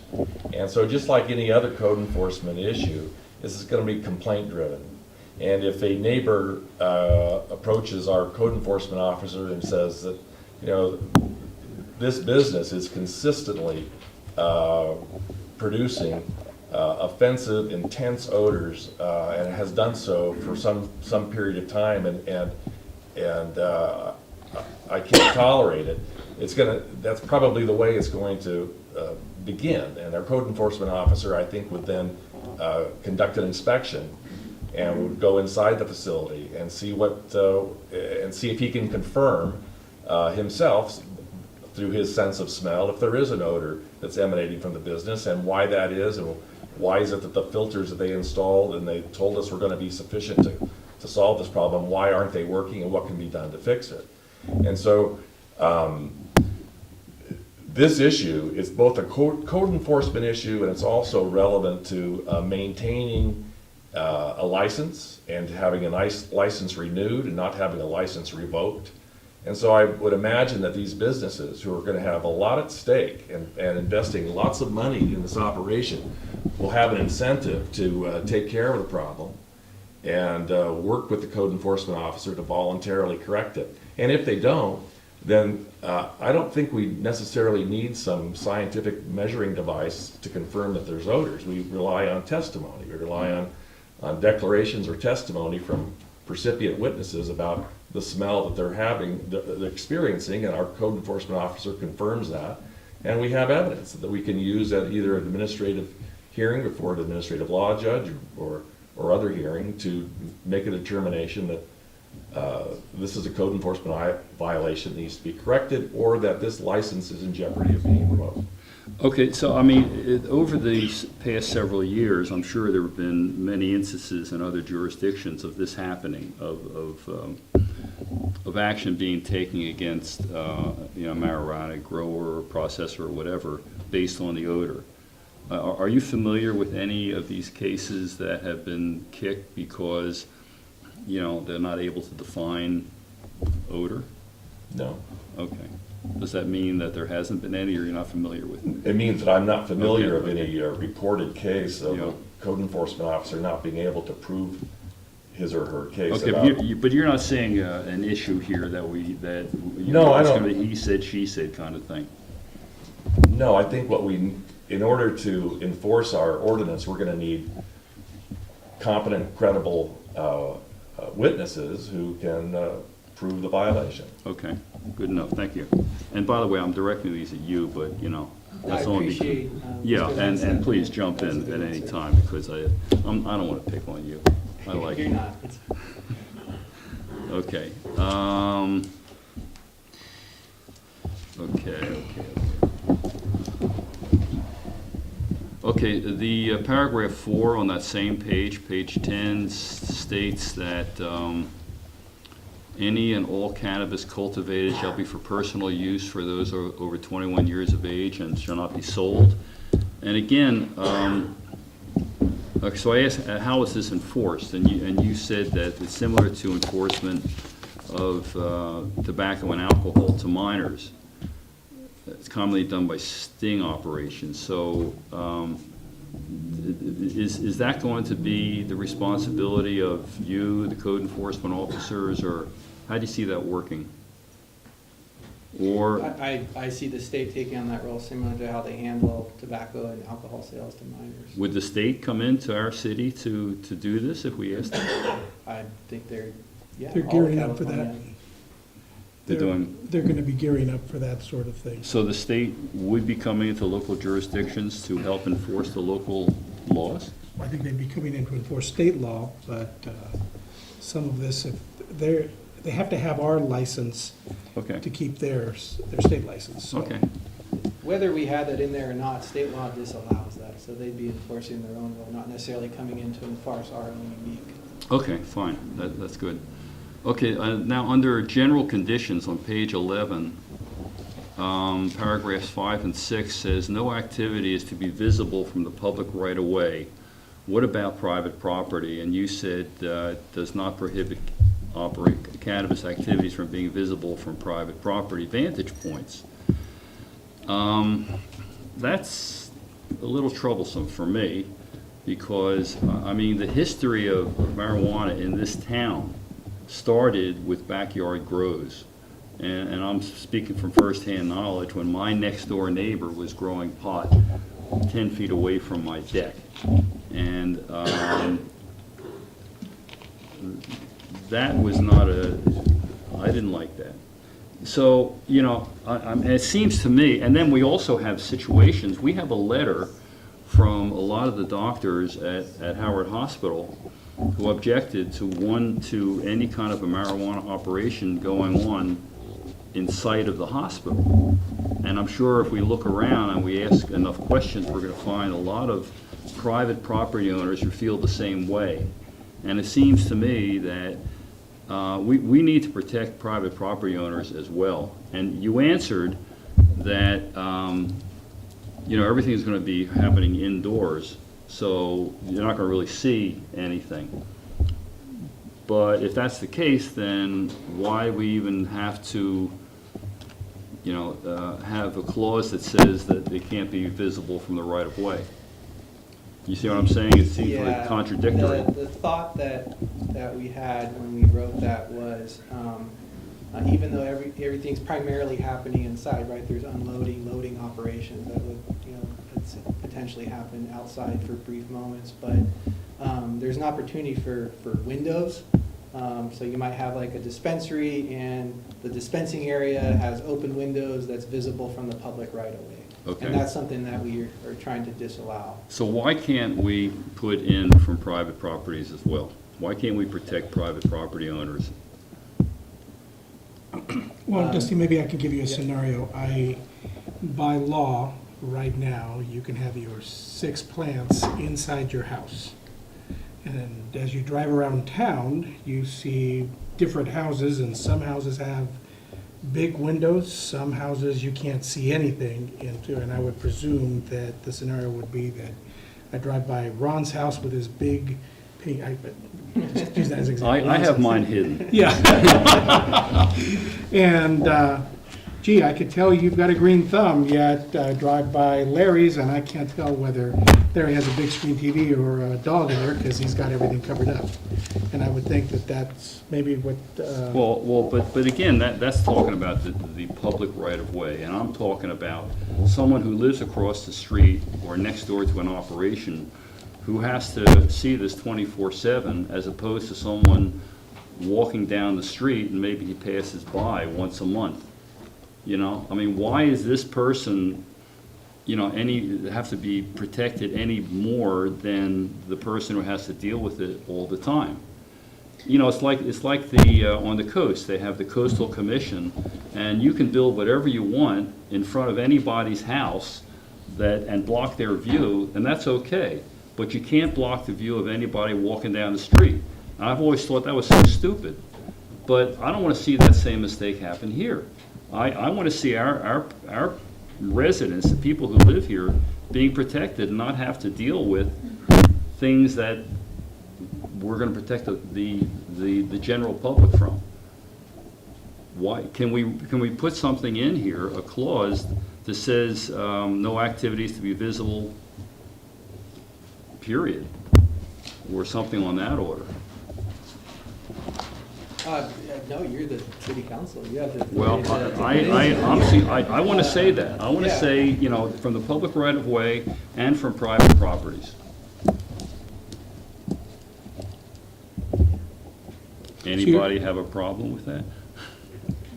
no, unless you're talking about residential. So in the scenario I gave where you, Well, even residential, I mean, we haven't talked Curtains, about recreational. I mean, because this does not talk about recreational, but that's another issue. We're going to have our next door neighbors growing 6 plants inside their houses for their own personal recreational use, and we can't do a thing about it. And that kind of troubles me anyway. That's absolute state law, and we have been prevented from doing anything about that specifically. I believe the law says specifically that local jurisdictions cannot prevent an individual from growing 6 plants for his own personal use over 21 inside his own house, as long as it's secured and out of sight. but I wouldn't necessarily see, we're dealing with commercial medical today, and so I wouldn't be opposed to what you're saying for any of the Okay, commercial. that's what I'm going at right now. So, I'd like to see that put in, not just from public right-of-way, but also for Private you know, property management. private, yeah. So is private property being defined as residential? Well, Because not all private property is residential. Well, no, private property. I'm thinking of the hospital, for example. Okay.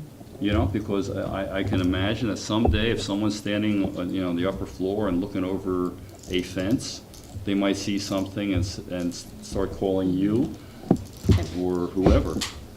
I think, you know, the whole plan from get-go was to make this as user-friendly and as citizen-friendly as we possibly could. You know, we're doing a big step here. We still have a lot of people in this community who are really, really not crazy about what we're about to do. And I think we need to make it as easy to swallow as we can. So And I think, just pardon? Okay, I think this is something that will go a long way to do that. Okay. The other thing I felt that we all need to be aware of is how we're going to pay for all this stuff. And I think it's needless to say, but of course I'll say it anyway, is that we're going to be incurring a lot of costs for enforcement. However, and this is probably one of the few reasons why I support this whole thing anyway, is whether or not we pass this ordinance, we're still going to have the costs. We're still going to have the marijuana activities in our community, and I've always felt that we need to take charge of it and take hold of it and develop some stream of revenue to help us offset the expenses that are going to come with this industry, whether we approve it or not. So I noticed that you talked about, I asked you what costs will be covered, and you covered pretty much what I was thinking of. So enforcement regulations and personnel and staff, that's, okay, that answers that question. And I'm saying these things out loud for the benefit of the other council members as well who, didn't see this. Okay, you caught the solvent thing, the ethanol. Yeah, thank you. Okay, again, dispensaries, we asked that question before. So you have a dispensary permit selection process, and in the ordinance, it's quite a few. Yeah, I think it's on page 22. Starts on 21. 21, 22. On 22, you have a list of 8 items, like a checklist. And that's good, this is the kind of thing. But I had asked you if this was going to be applied to all the other activities. You said no. How will they be selected? So when the ad hoc committee identified a recommended list of cannabis activities to support, the only one that we determined to recommend a limit on the total number of permits to be allowed in the city was the dispensaries. So the other cannabis uses don't have a limitation on how many permits can be sought within the city limits. There's limits on how many permits can be issued for an individual parcel, and there's a limitation on the number of permits that can be issued to an individual applicant too. But for dispensary permits, it's unique in that the ad hoc committee is only recommending that we issue a total of 3 dispensary permits within the city limits. So then it automatically became necessary to figure out, well, what do we do if we get more than 3 applications?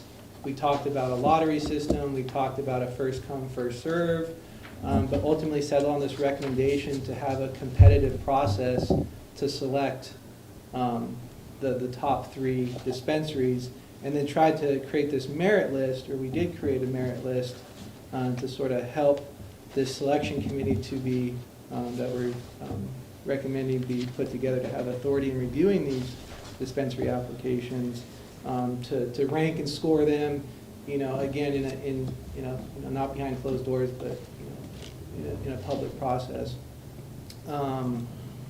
And ultimately award the top-ranked dispensary application. So it may be that what happens is we open up an application period for dispensaries, whether it's 30 days, 45 days, and then if we only receive 3 applications and they meet the requirements, then we issue those 3 dispensary permits. If we get more than 3, then we need to go through this ranking system and pick the top 3.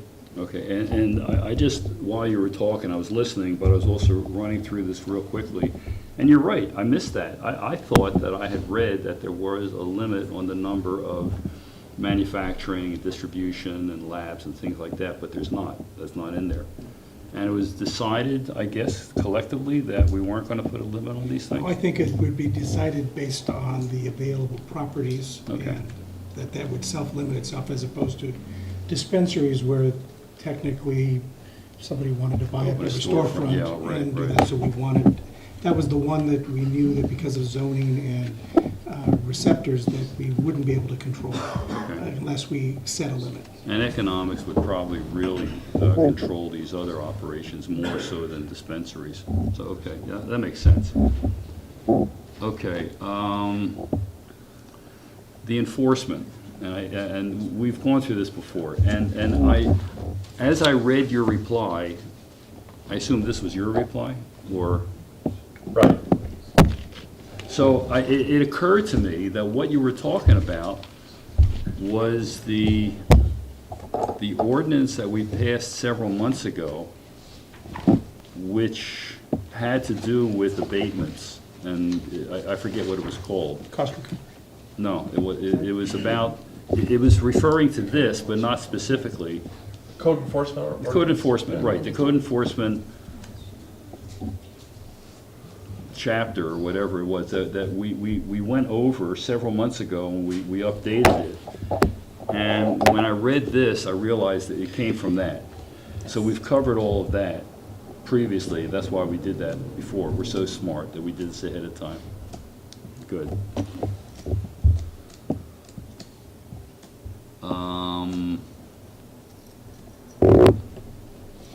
Okay, I got a little confused under enforcement. Paragraph 2, okay, paragraph 2, and I don't have the page on this one. I didn't write that down. It's 1785.230. Shall be subject to the penalties and remedies provided by the section, but they're not listed.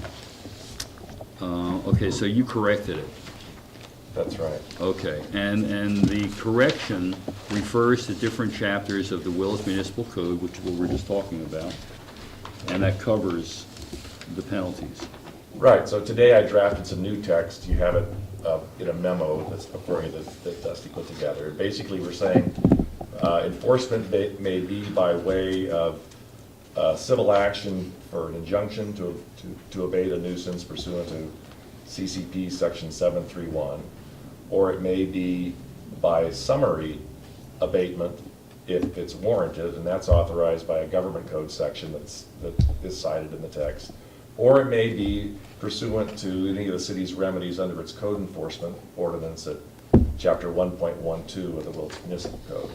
And what summary abatement refers to is coming in and abating a nuisance without a prior court order. And that's really only authorized in rare emergency situations where someone has an expectation of privacy. You first need to seek a warrant from the court before going onto the property, and that's the typical way that you would do so, by getting court approval first. But anyway, so the enforcement paragraph cites those three examples of ways that an abatement could be, a nuisance can be abated. Okay, and when we revised the municipal code several months ago, obviously we did not have this ordinance in front of us, and we didn't have licenses that are going to be the outcome of this ordinance.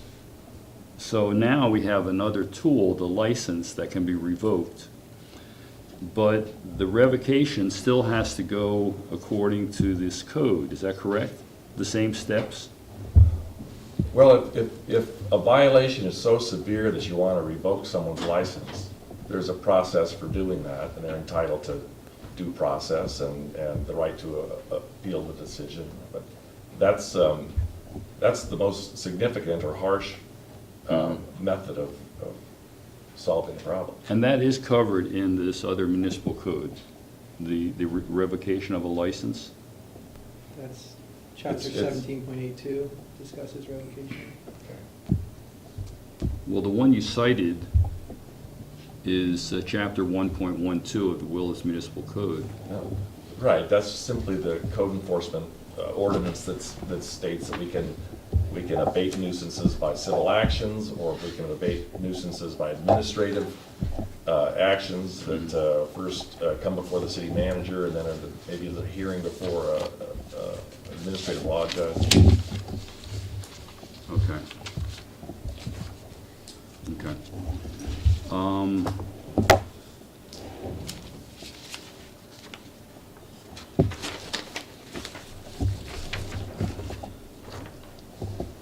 Project summary overview, page 2.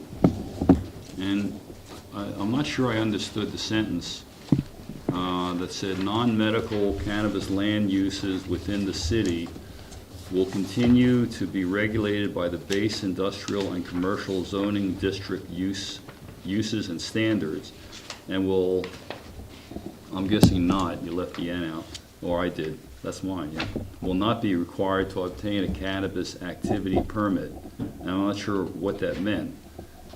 Yeah,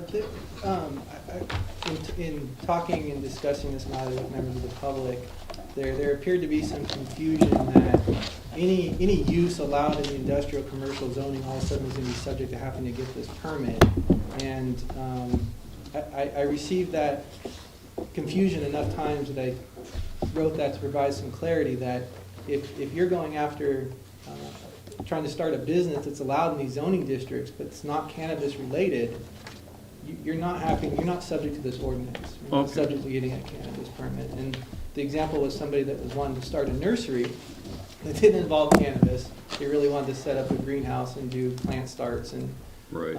standard vegetable garden type stuff. And they were concerned that they're going to be prohibited from putting up a greenhouse and they're going to have to get this cannabis permit even though they weren't doing cannabis. And I explained that, no, that's not the case. And this is a special rule for cannabis due to odors and whatnot, and it wouldn't be subject to use. So that was meant to provide some clarity, and apologize that it added additional confusion. Okay, and now that I read it again, it does. Okay, so now I'm in the negative declaration part, and on page, you didn't have them numbered, so I Yeah. just numbered them, with page 1 being the cover page.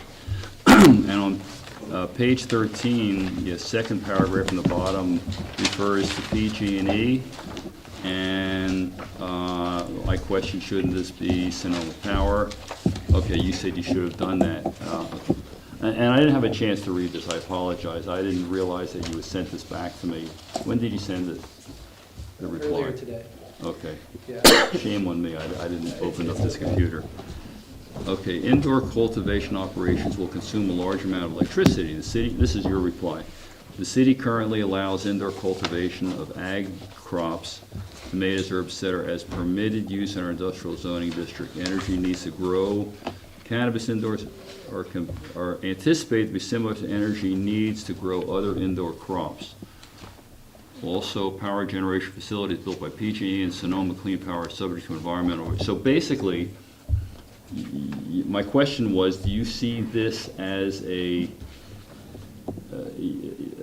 impact on the environment because we're bringing in more, the use of more electricity, and you're saying that there's a lot of other industries that use the same amount of electricity. This is no more, worse or no more or less than the others. Yeah, so you're right to call out energy use as a potential impact, especially with indoor cultivation. I don't think it's as significant with the other cannabis uses that we've identified.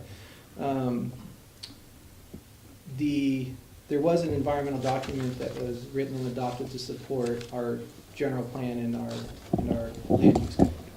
And it identified and allows for indoor cultivation of other crops as a permitted use, so that becomes sort of the Okay. baseline for doing the secret document. And then also recognizing that power generating facilities such as PG&E and Sonoma Clean Power have to go through their own environmental review process. But that's not to say that the council couldn't put in energy conservation standards or require that that indoor cultivation sites, retain Sonoma Clean Power or other clean power sources to power their facility, or rely, on on-site power generating facilities. I mean, there's an opportunity to put that standard in there, but it wasn't necessary to support the neg deck determination. Okay. Well, all in all, this was good. And again, I thank you for your effort and your diligence. I'm done. There's one more question on that. Dusty, on page 9, at the very top of the page, you say the new community development specialist shall be tasked with helping the community development department administer the permits. And I know we had a lengthy discussion at the last meeting about that. She's referring, I believe you're referring to the person who talked about writing the grant. And I know that I don't know about the rest of council, but I was very clear that I wanted to see that person writing grants. I wanted to see them bringing in money. We have other needs in our community besides cannabis. We have housing applications that need to be processed and so forth. So I was concerned when I saw that now we're talking about using the resources of this person to process permits. I would hope that the intent would not to be to use that person for that. And, if we're gonna do that, if we need somebody for permits, then let's get somebody specifically for permits. But that's gonna start gobbling up their time when they've got all these different tasks you're giving them. And we're assuming that if this passed, that there's gonna be a lot of work to do in filling those permit applications, page 9. And I don't wanna see this person be utilized for that. The only reason I was comfortable voting for that position was that I wanted to see that person specifically be a grant writer. They were an investment in our community to help drive in additional revenue source. Well, actually, I disagree with that, and I argued in the other direction, and I felt even strongly or stronger that this person needs to clear up the backlog in the planning department, and then they can write grants. So we're gonna put cannabis applications before anything else? Because, so, right now, there, without a doubt, Dusty is spending all of his time, the majority of his time. You, in your report yourself, you stated hundreds of hours.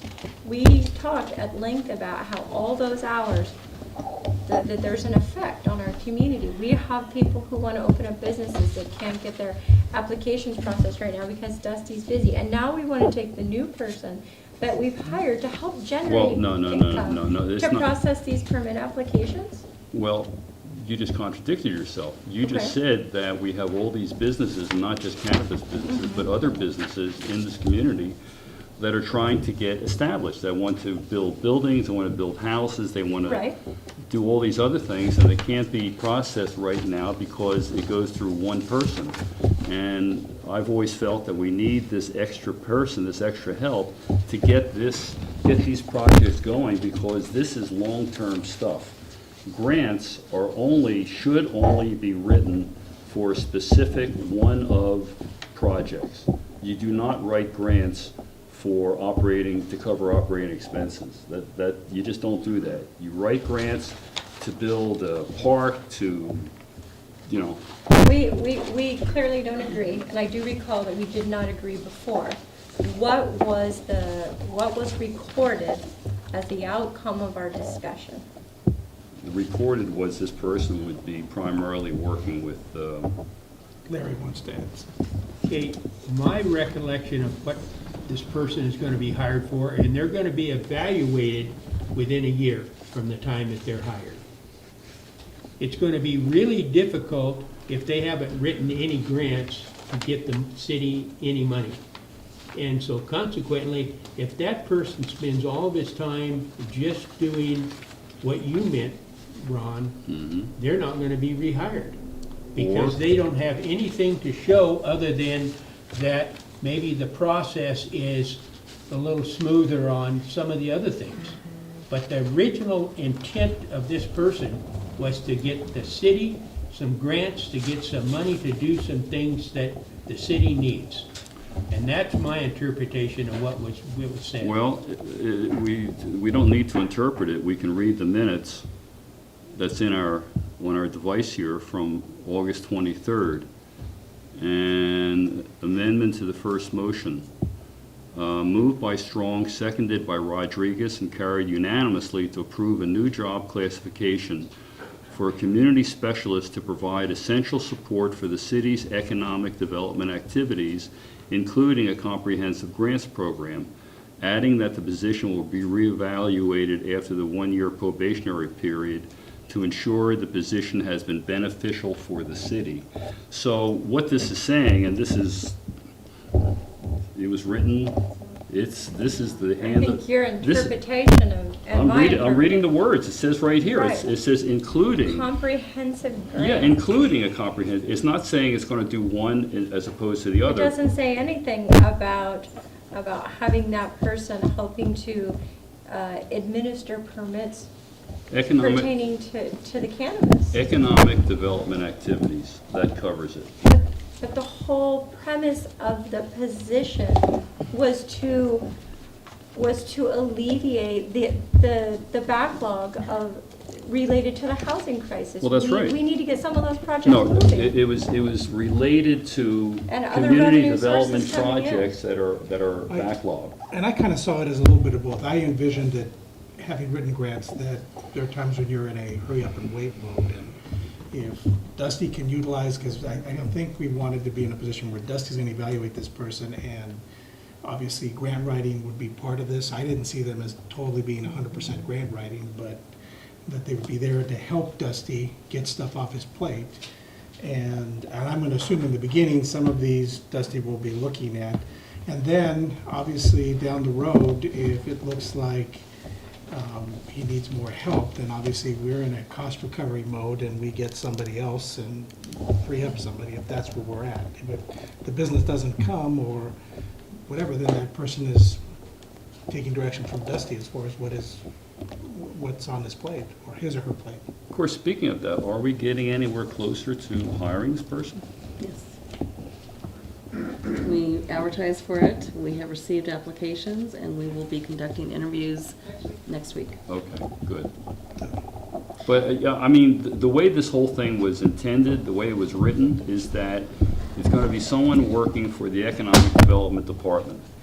Economic Development is going to allocate where this person is going to work. If I may weigh in. You may. It was a lengthy discussion at the last council meeting about this, and it was a consensus of the council to initially have this person help Dusty with the backlog of project applications. That is not exclusive for cannabis. We have, as you said, some housing development applications that we are anxious to move forward on. I anticipate that this person will be doing a number of things concurrently as soon as they hit the ground.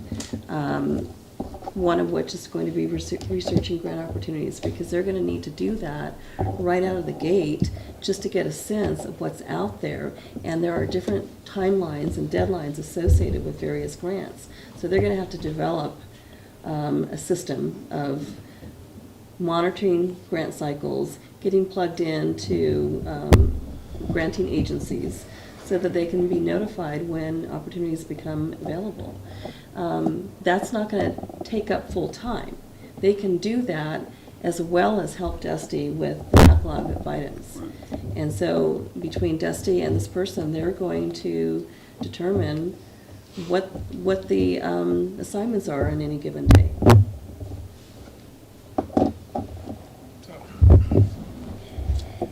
Do you have anything else on this? Otherwise, I was... No, just that I would have never voted for the position. Okay. So at this point, I'm going to look, before public comment, I'm going to be looking for a motion on, You want to do that before public comment? I'm going to do a motion, then we'll have public comment. A motion on the Willits, City of Willits Cannabis Ordinance Initial Study and Negative Declaration. And then we'll open it up for public comment. Okay, all right, I'm not going to, okay. So, I'll move to adopt the negative declaration. Oh, wait a minute. We're talking about adopting the negative declaration and approving the medical cannabis ordinance. we'll do them separately, though, so we need to do them separately. So first, the Okay. negative declaration. All right, I'll move that we adopt the negative declaration. Do I have a second? Yeah, I'll second. All right. Motion and a second, and at this point, any other comment up here before I open it up to the public? Okay. Now, members of the public, I see what you're doing now, you sneaky little... we're going to be looking at the City of Willits Cannabis Ordinance Initial Study and Negative Declaration. So if you'd like to speak to this, at this point, I'll open it up to public comment. Public comment going to be on the neg deck or the ordinance? We're going to do two separate votes. So Then you should get a motion and a second on both. we have a motion and a second. But only in the negative Only on the declaration. negative deck. Yeah, and that's why I'm asking for public comment at this point before we vote on it. But it's going to be hard to contain the public comment to one topic and not the So other. what's the proper procedure? So I think I would agree They can that speak to we could also now separately take a motion on the introduction of the ordinance. If that's seconded, then we open it up to public comment on all Okay. issues related to both of those two pending All right. motions. So at this point, I will also ask for a motion on, Well, I'll just revise my motion. I mean, we can dodge this as long as we can, and to include the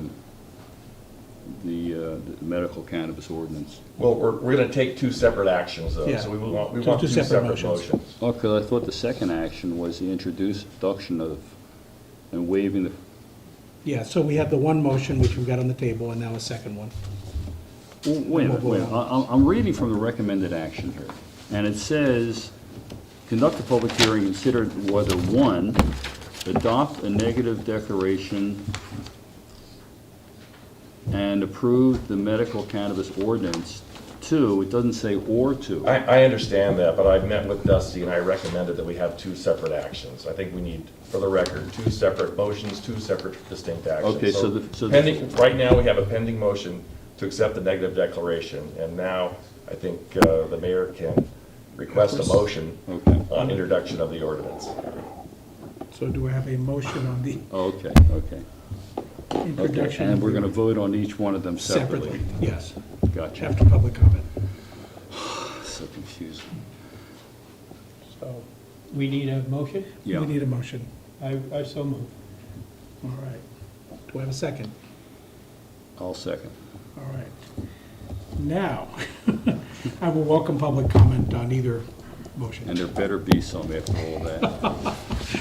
Mr. King. It's almost my bedtime, so I wanted to go first. So, you folks know what I think about it. I'm not gonna belabor what I said in my letter. This is a small town. And small towns have brands. And if you folks pass this thing, you're gonna brand the city of Willits.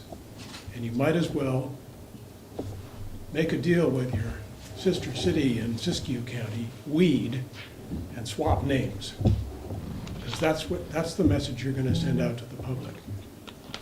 If I were an employer thinking about locating a business in Willits, I would pass. I would not want to have my business tainted with this kind of activity. And you've ignored the fact that federal law trumps, pardon the pun, state law on these matters. You've ignored it. This ordinance ignores it. So if you want to spend a lot of money on lawyer fees down the road, go ahead and pass it. If you want to spend a lot of money hiring new police officers and new enforcement people, pass it. But I, as a citizen of this city for the past 40 years, will remember who voted on it. Thank you. Could I respond just very, very quickly to the comment that passing this ordinance would be a violation of federal law? That's not what I said.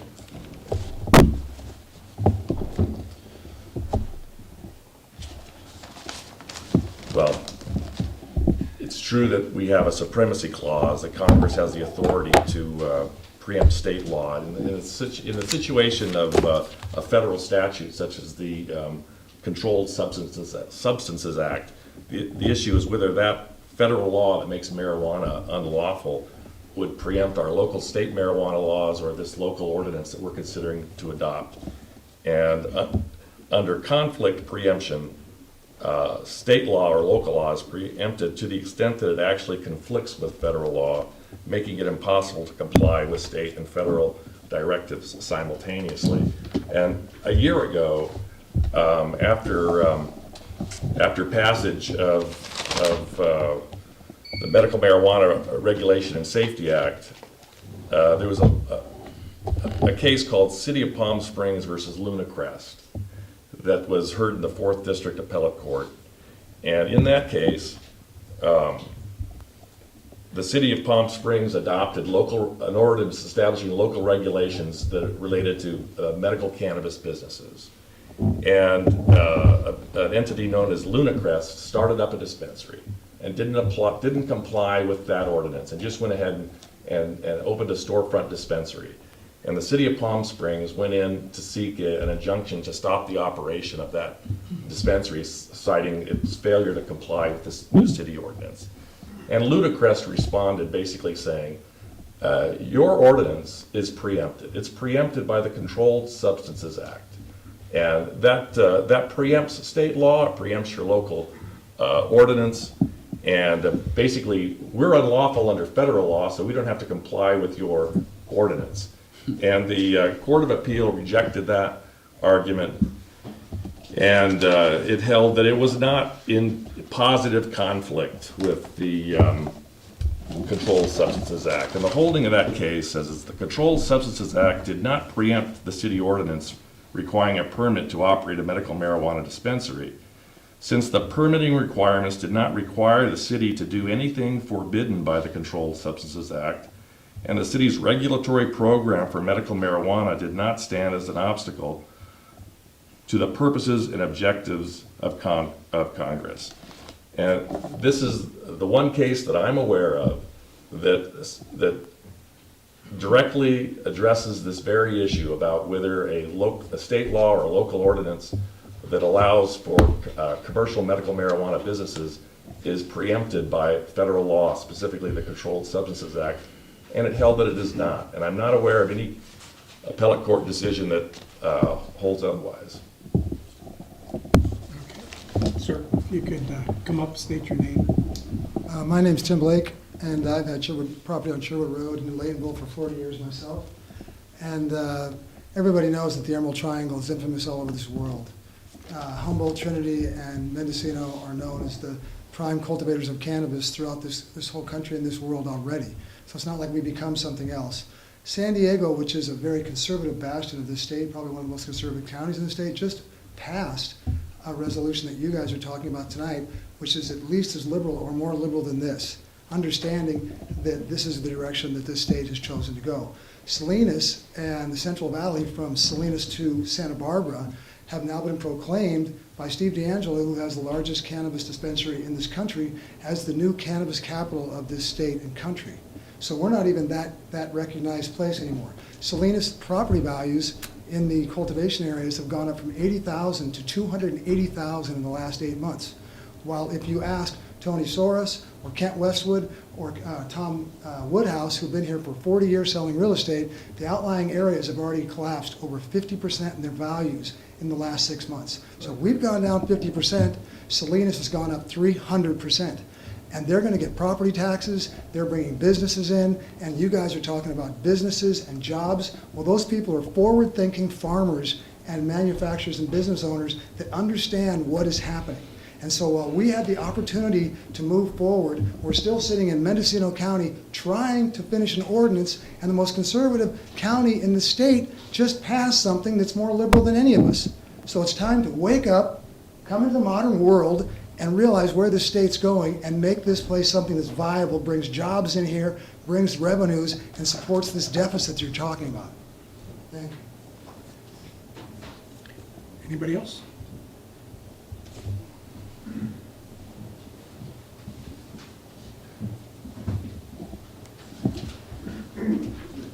Hi, my name is Andrew Hay. I'm actually a new employer in Willits. Part of a CPA firm in Woodland Hills in Los Angeles. We actually just registered today for our city business license. We're on Main Street. So the reason I came here actually is because of cannabis. My main practice is with the cannabis community. Most of my clients are cannabis related operations throughout the state. And I have a number of clients that are interested in coming to Willits. In particular, actually, because of this ordinance. I think this ordinance is going to bring jobs, number of jobs, well-paying jobs, $20, $30 an hour. A lot of cities have passed ordinances for taxes. Los Angeles, in particular, that has a ordinance, or it was an initiative, did it on a percentage basis. I think 1% cultivation, 2% manufacturing, dispensaries is 6%. It'll help the budget deficit.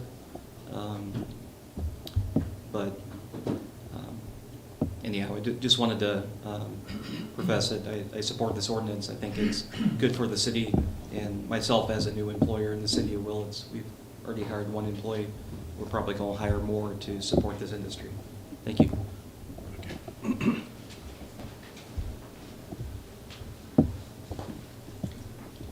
Good evening, my name's Alan Falleri. I'm a resident out on Sherwood Road, and I've spoken here before. I won't go over all the issues. I would like to say that, obviously there's good points to be made on both sides of this argument. I'm not going to, rule or make suggestions about whether it's good or bad. I have some questions and some issues with the ordinance itself. I do think that, I don't see us being rebranded. The gentleman that just got up and spoke, we are in an area that grows a lot of marijuana, and we are known all over for doing that.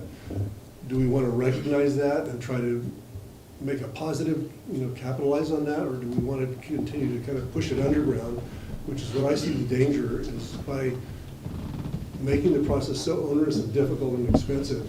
I've talked to a lot of people since I've been involved in this, and I know people that are dropping out of this and said, we don't want to deal with this, we're just going to stay underground, and the environment suffers, the government coffers suffer. I think you have an opportunity here to try to capitalize on this, and it is, medicinal marijuana is legal, and trying to treat it like it's some bad thing that you're hiding, and you don't do that to any other businesses that I know of. You can have a big bright neon Coors Light sign right on Main Street. We are kind of pushing these people back into places where you can't be seen, can't be smelled, can't be heard, no sign of them, instead of trying to treat them like a responsible business and bring them into a real business world. I do have a couple quick questions, though I always have been talking about, I think the 1 year thing is really onerous for people that are trying to spend a lot of money and invest in a business, to have that 1 year thing hanging over them. And I know investors that have pulled out of this area because of that. There's a section 1785050.9 that talks about a 1 year permit. And then there's this following section 30 that appears to me, it's a little confusing, to say that if you start construction within that year, that you invest your permit, basically, that you maybe not, are you still subject to the 1 year expiration, or does starting construction invest your permit and you're not subject to that 1 year expiration? So I hope you take a look at that and make sure that's clear to people. It appears to me that you can read 30 as saying, I got my permit, I started construction, so now I don't have the 1 year thing hanging over me.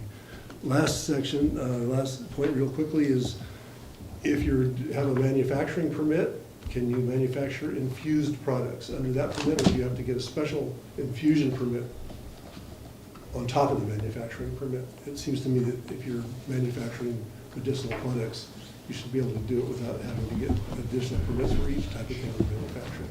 Thank you for your time. I appreciate your work, and I know Dusty's put a lot of work into trying to address all the issues. Great job. Did you want to answer that, Dusty, or do you want to wait till the end? If I could do it afterwards. Yeah. All right. Anybody else?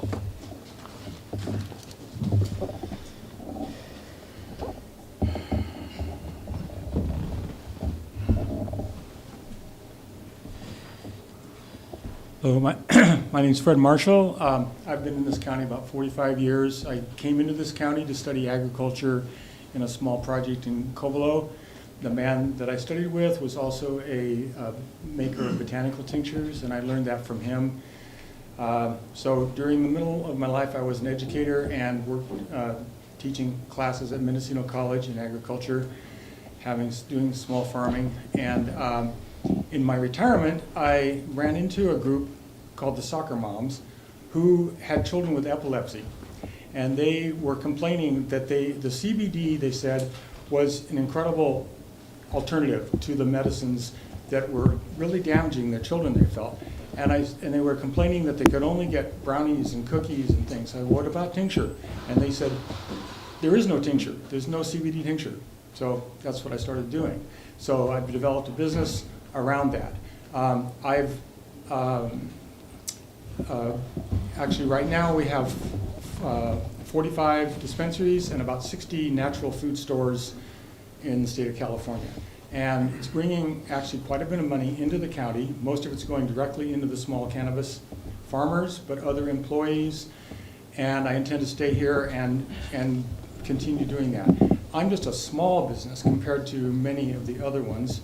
And I really think that this is a very virtuous business. I mean, it's doing a lot of good. And I know there's a lot of stigma around cannabis in the past, but I think this is our opportunity to show that we're contributing something very good to the world. I'm also talking to an NFL football player who he and his associates are all on opioids, because if you play football, you are in pain all the time.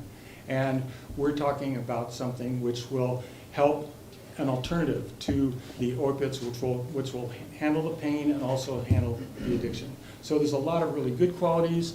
I think it's a chance to rebrand our area, which is already known for cannabis, but in a way that says now, okay, cannabis is bringing something really good in the world, and I think that the economy is going to really boom from it.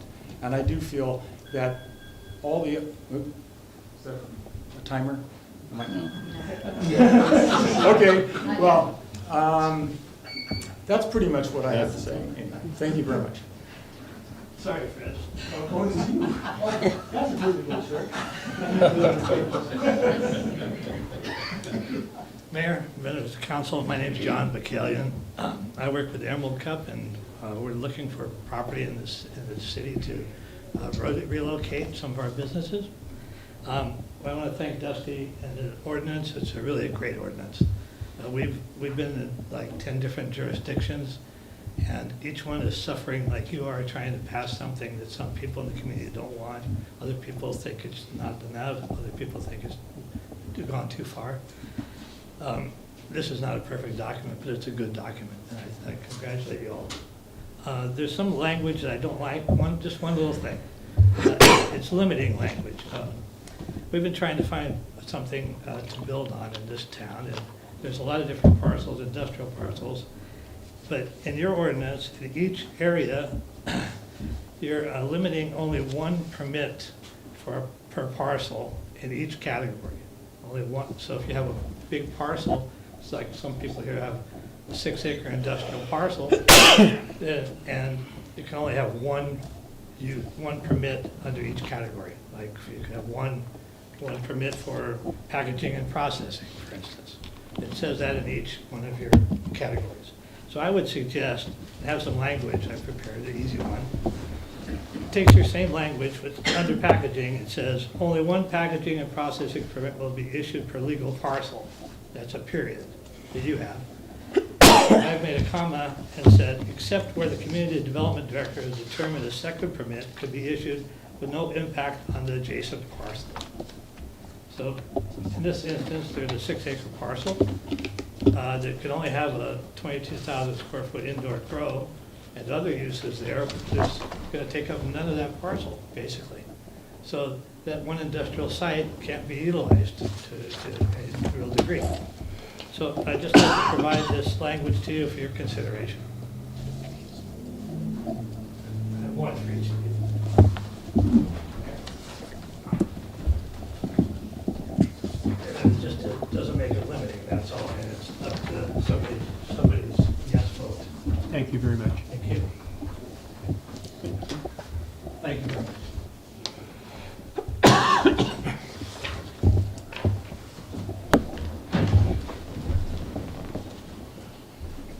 Hello, thank you very much for putting this together. It's a great ordinance. I agree, you don't want to limit necessarily the number of licenses on a per parcel basis. My name is David Addington, and we were just granted one of the first distributor licenses in the town of Santa Rosa, and the city is now reconsidering making it a distribution hub, which provides a variety of benefits, creating a marketplace for both growers and dispensaries. And it's a 6,000 square foot facility. They're looking at giving us about 6 distributorships there, each with their own secured offices and secured storage. Financially, in that 6,000 feet, we've funded the city of Santa Rosa about $20,000 in permit fees this year, and we've spent about $400,000 in getting the space ready. So I think cannabis could be looked at as a cash flow positive to the city of Willits, should they allow it to be so. I have about 50 acres I control just on your city border. It's zoned industrial, and we're going to hope to annex it into the city, should the city LAFCO and Dusty be amenable to doing so. And we'd be able to multiply those figures from 6,000 feet to 50 acres, several fold. Anyway, thank you for your time and your consideration.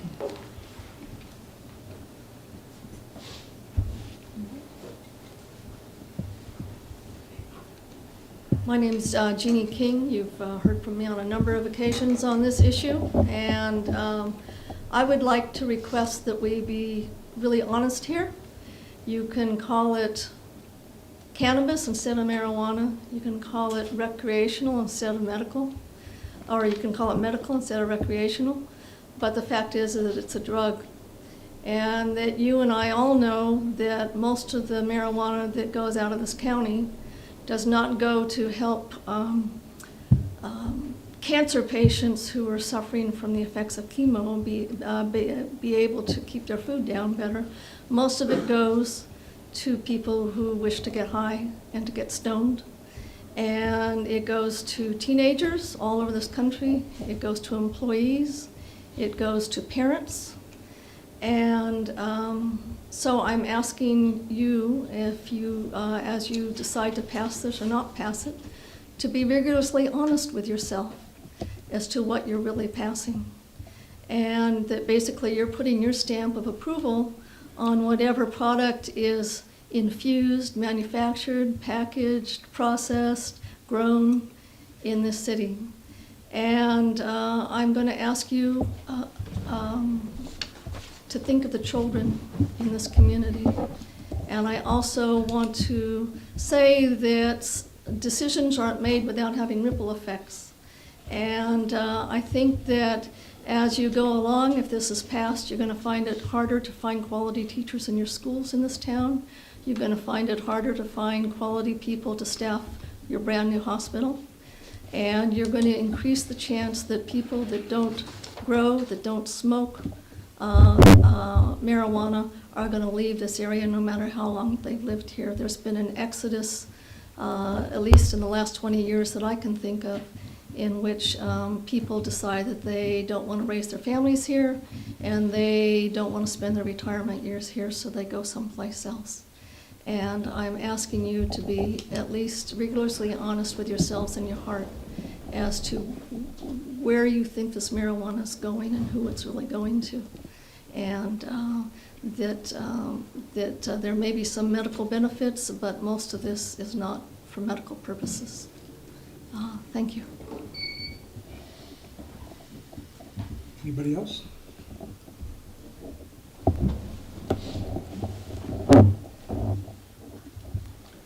Good evening, Mayor and Council. My name is Bruce Burton. I live inside the city limits of Willits. And first, as to bona fides, I've lived here like Larry and Jerry a long time, even a little longer. Spent 67 years here. Just a half a second off topic. You guys have got a $400 and some odd $1,000 deficit budget. You're trying to figure out how to balance it. Here's 4 things, quickly. You can cancel the city council health insurance, save you $80,000. You can cancel the community services. When I was there, that was $50,000 with us. You're in the process of needing a new city manager. I wanted and looked for a long time at the possibility of going to a strong mayor system. You could save $100,000 by not having a city manager, passing that responsibility to the mayor. The other thing you could do that I think the sheriff's department does, you could go dark with your police department in random times in the night from 2 to 6 a.m. You could probably save $75,000, $100,000. So anyway, toss that out. I was sitting here thinking about this whole occasion, and of the different times in my life that I've been here to experience the new beginnings, and starting, I'm sure there's a few that I can't recall, nor do you want me to recall them all, but one of the first I remember as a teenager was the opening of the airport, the new airport. the Mays Field, the Centennial Dam, another major infrastructure improvement to the community, was in the late 80s. But I'm jumping around. The swimming pool, the first year it was open, I lifeguarded at the swimming pool. I think it was in '64. Another tremendous, wonderful community asset. Then we go up further, the senior center, donated by a philanthropic individual, had a lot of contribution to the community, Mr. Hara, the senior city. This city hall right here was donated by the Mays family, and of which the airport is named. No, it's named after Hills, excuse me. But the another one, the golf course, the museum, and certainly the hospital, and the bypass. Now, what do those have in common? What they have in common is that when those days happened, it was a source of great community pride. And I think even you guys that have been here recently experienced that with the hospital. You experienced it with the freeway bypass. We had 500 people. Or for the opening, we actually had 2,000 people. For the community dinner, which was just the city dinner, what was there? 200-300 people. The airport, the swimming pool, these things I mentioned, the hospital, 1,000 people at the hospital. What that is we were doing something in the community that created tremendous local pride. And it created a sense of accomplishment, of investment in the community, tremendous volunteer and contribution to make those things happen. Tonight you're proposing to do something of a similar and same substantial nature. And look at what you have in terms of community support, and look at the outpouring of the community that has showed up here tonight and at other meetings to, promote that deal, to thank you, to get behind this effort. Clearly, I take it as severely lacking. And I think that the other issues that Mr. and Mrs. King brought up in terms of branding, the issues of retention and recruitment are just as relevant in your own body. And I spent years here trying to do the same thing. You need to recruit a city manager. You need to recruit a new finance director. You need to recruit a new police chief.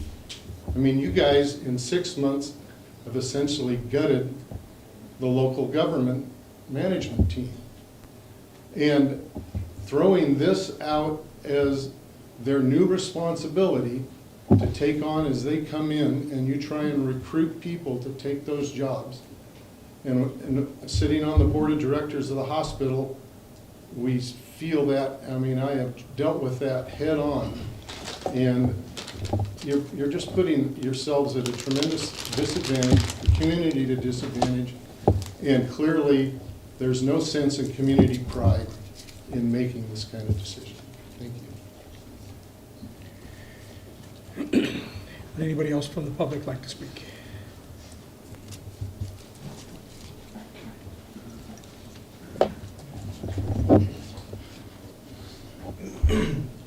Name is Kevin Shi. Good evening, City Council, City Manager, and city staff. I just really want to thank you guys for putting this together. The ordinance is really well written, and I think you guys put in consideration for both sides. Obviously, it's a controversial issue, but you guys definitely considered how to prevent a lot of, bad actors or incidents from happening. You do have the control over how to revoke licenses, and I do believe this is a new industry that's coming up. Not everyone will believe that, and I do believe a lot of the, business owners in this industry we will show how we're going to help the local community, and we will be participating in the community. And we have already done that as well.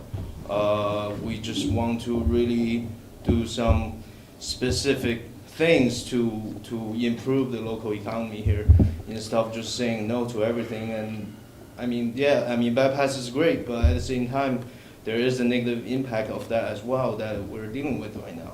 And this is, I mean, just remind everyone, this is a state voted law that we passed by a very large margin at the state, and even for the county, I believe it was about 54% for even recreational use. And we're talking about medicinal use only, and we have all the safeguards for odor control, for water use, for even license types and the number of licenses. So I think, I mean, we can try to make this work and give all the business opportunity a chance to start at the city. And you guys see problems, we can definitely fix later. And I'm sure all the people who want to get a license here will work with you guys with all their power, because I mean, at the end, the key is still in your hands, and you can revoke all the licenses if you don't think this is a right fit for the city eventually. But I do believe this will help the city tremendously, like what we have seen in some other cities.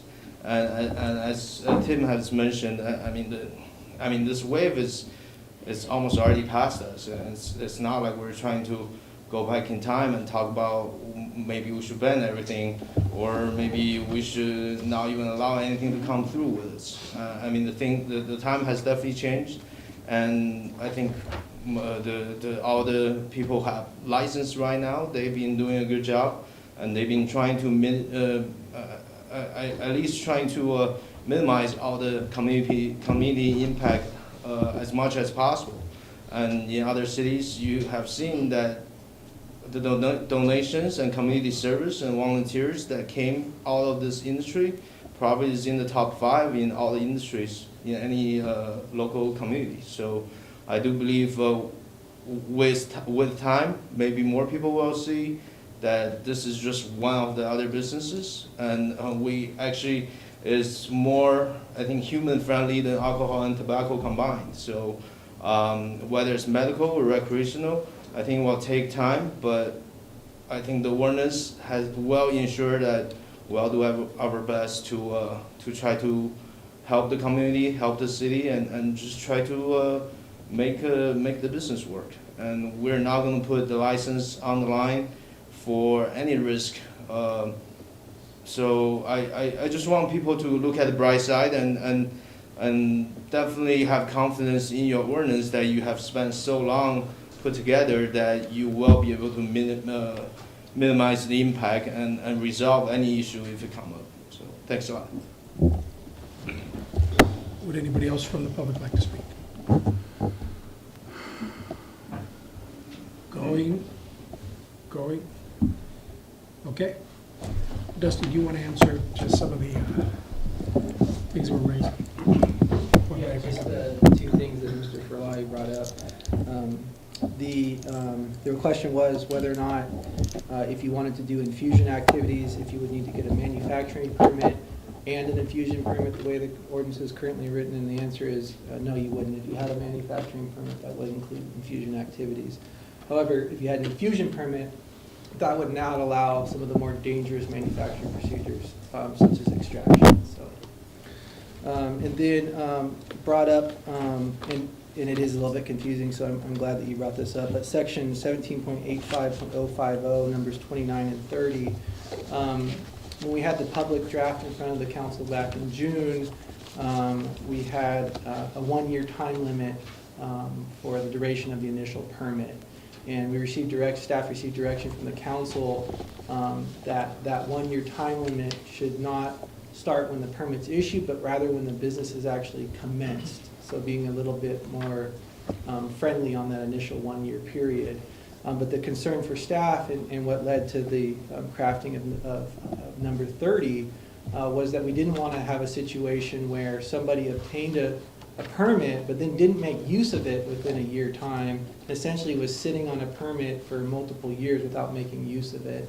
And so that's where the additional language came in. So, you know, when you have when you get a 1-year permit, you have a year to start making use of it. And if you don't make use of it, it expires. But if you get a permit, and let's say 6 months later you're able to meet all your conditions, pass all your inspections, and commence your business, then you have a year from that date. So I hope that provides some clarity on that. Okay. I'll bring it back up here at this point. Anybody else want to comment? Yeah, thank you all for your comments, both pro and con. Some of you may be aware or not aware of where I have always stood on this subject.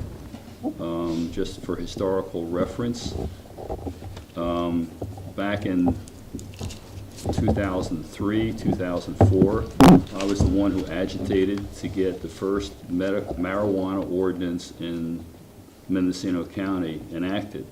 And that was because my next door neighbor was growing pot right next door to me, and it was terrible. That started the whole thing. That was the first, the Willits marijuana ordinance was the first ordinance in Mendocino County. It wasn't perfect, but it was the first one. And personally, I mean, I've written letters to the editor, I've written op-ed pieces, I've made my feelings very well known in the past that I was absolutely, categorically opposed to marijuana in any way, shape, or form. And that's just the way I was, until recently. And I came to realize that there's another way to look at this thing. Well, part of the issue was I had gone to meetings when, you remember Proposition B, when that was in 2008 to rescind legalization of marijuana in Mendocino County. And I went to I was on a panel in a public meeting at the Grange, and the room was filled with the growers. They were not the same people who are sitting in this room. I mean, that was the one thing that impressed me dramatically when I started working with some of you guys just recently. Back then, these were the, I will charitably categorize them as hoodlums and outlaws. I mean, and also, I don't think they saw a bar of soap in their lives. It was awful. But you know, that's a sense of who people are, you know? If they carry themselves that way, that says a lot about their character. And what was happening is that in those early days, about half the people in this county and in this town were really opposed to marijuana for that reason. I mean, these were outlaws. These were people who came in here and they could care less about us, the rest of us. And it was offensive. So what happened was we created this thing of us against them. And that's why this is such a hard process right now, where someone mentioned, I think it's so, you know, it's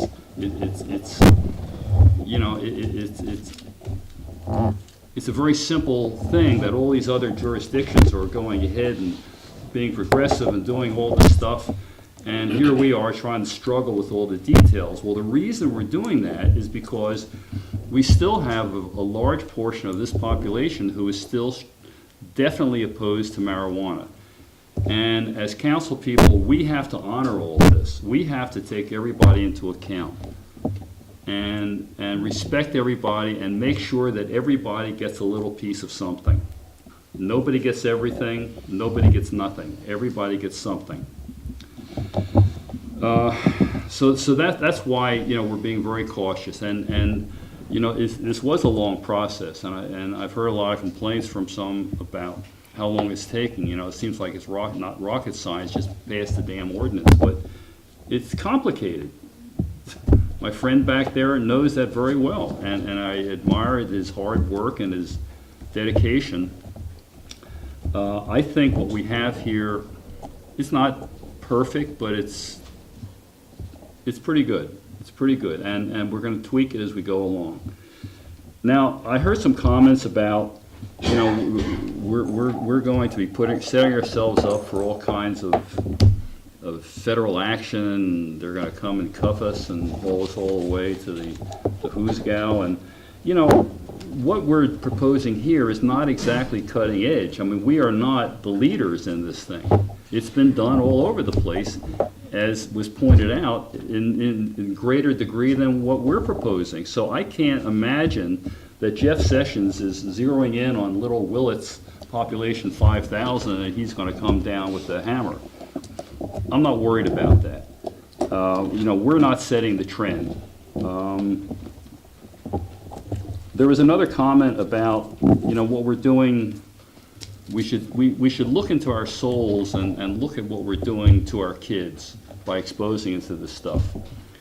Well, you know, if that was a real valid argument, then I would say we should close down all the bars and liquor stores in town, because it's been well documented that alcohol does more damage to kids and people than marijuana does.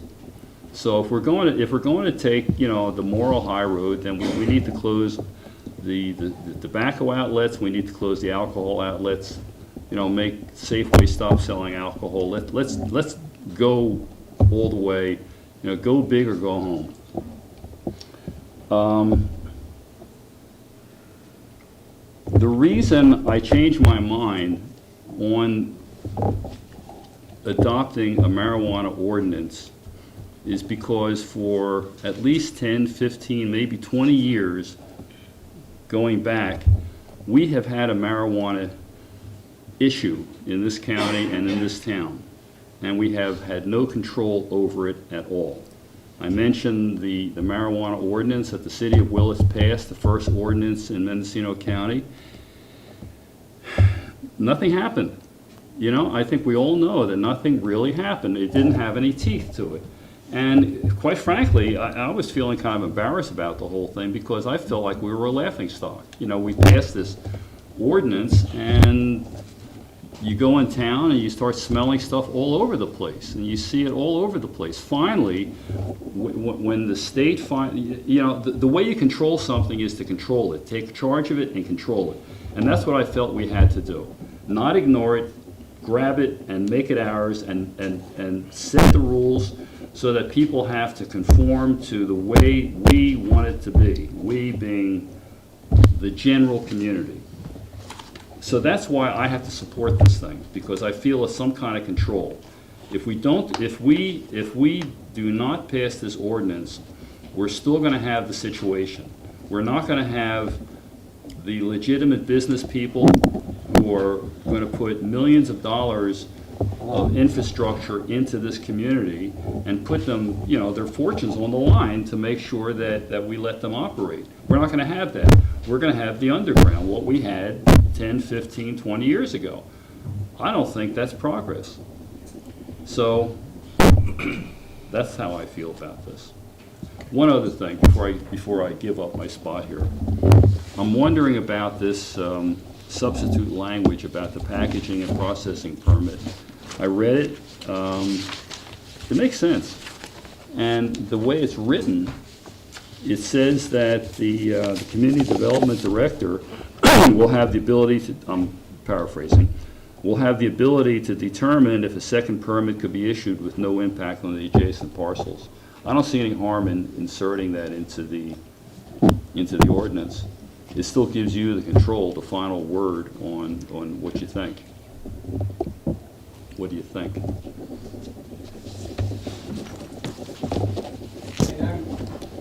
I'm confused.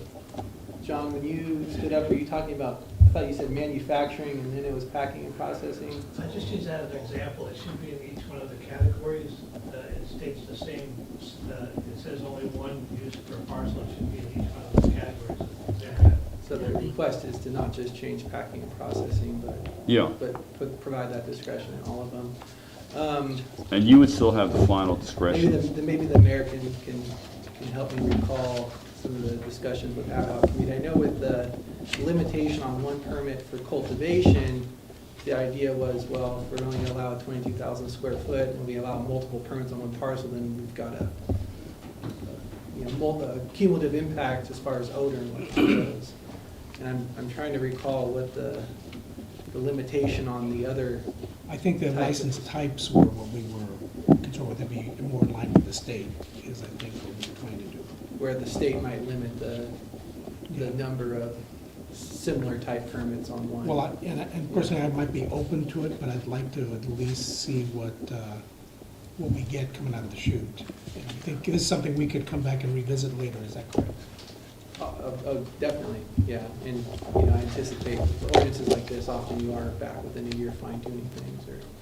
So if we were to adopt the ordinance as is written without this new language put in it, are you saying that somewhere down the road we can look at it again and then revise it? Yeah, I think our concern was we're trying to basically deliver this child in a way that's palatable to all parts of the community, but at the same time measure what impacts those are going to be, whether they be the negative receptors or impacts to our properties around town. But even if the city opened it up to allow multiple permits, and I don't think we're talking about cultivation, maybe we're talking about the other use types, I mean, they still have to be consistent with state law. And we would allow one packing and processing permit that, say, took over a 40,000 square foot building, but it would prohibit us from issuing two 20,000 square foot. So in that situation, there isn't a difference in impacts. It's so maybe if the limitation was based on anticipated state limitations, there was no reason to include that limitation in our. So, I mean, I look at it as this thing is morphing as it's moving along, and merely going what we have now and then looking at it as the state morphs. And I mean, I think we have to be cognizant of this kind of ever-changing sort of thing and go there. But to answer your question, staff doesn't have any objections to. Okay.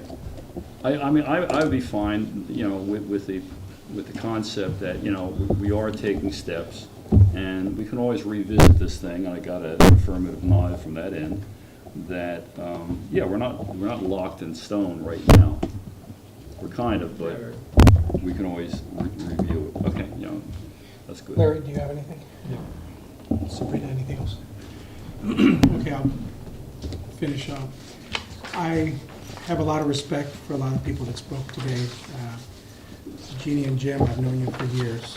Bruce, I looked up to you guys, but at the same time, I have to tell you, the reason I wanted to be on that ad hoc committee is that I got to tell you, I was going into it, I had a lot of concerns, and I went into this with some pessimistic views, and at the same time, I did try to look at all sides and look at what's happening on the state level, look at what's happening, obviously we're cognizant of what's happening at the federal level, but at the same time, looking what's out there and talking, visiting. I got to tell you, if you'd have told me as a cop I'd be visiting a dispensary and manufacturing facility for marijuana, 20 years ago, I would have told you that's never going to happen, and those sort of things.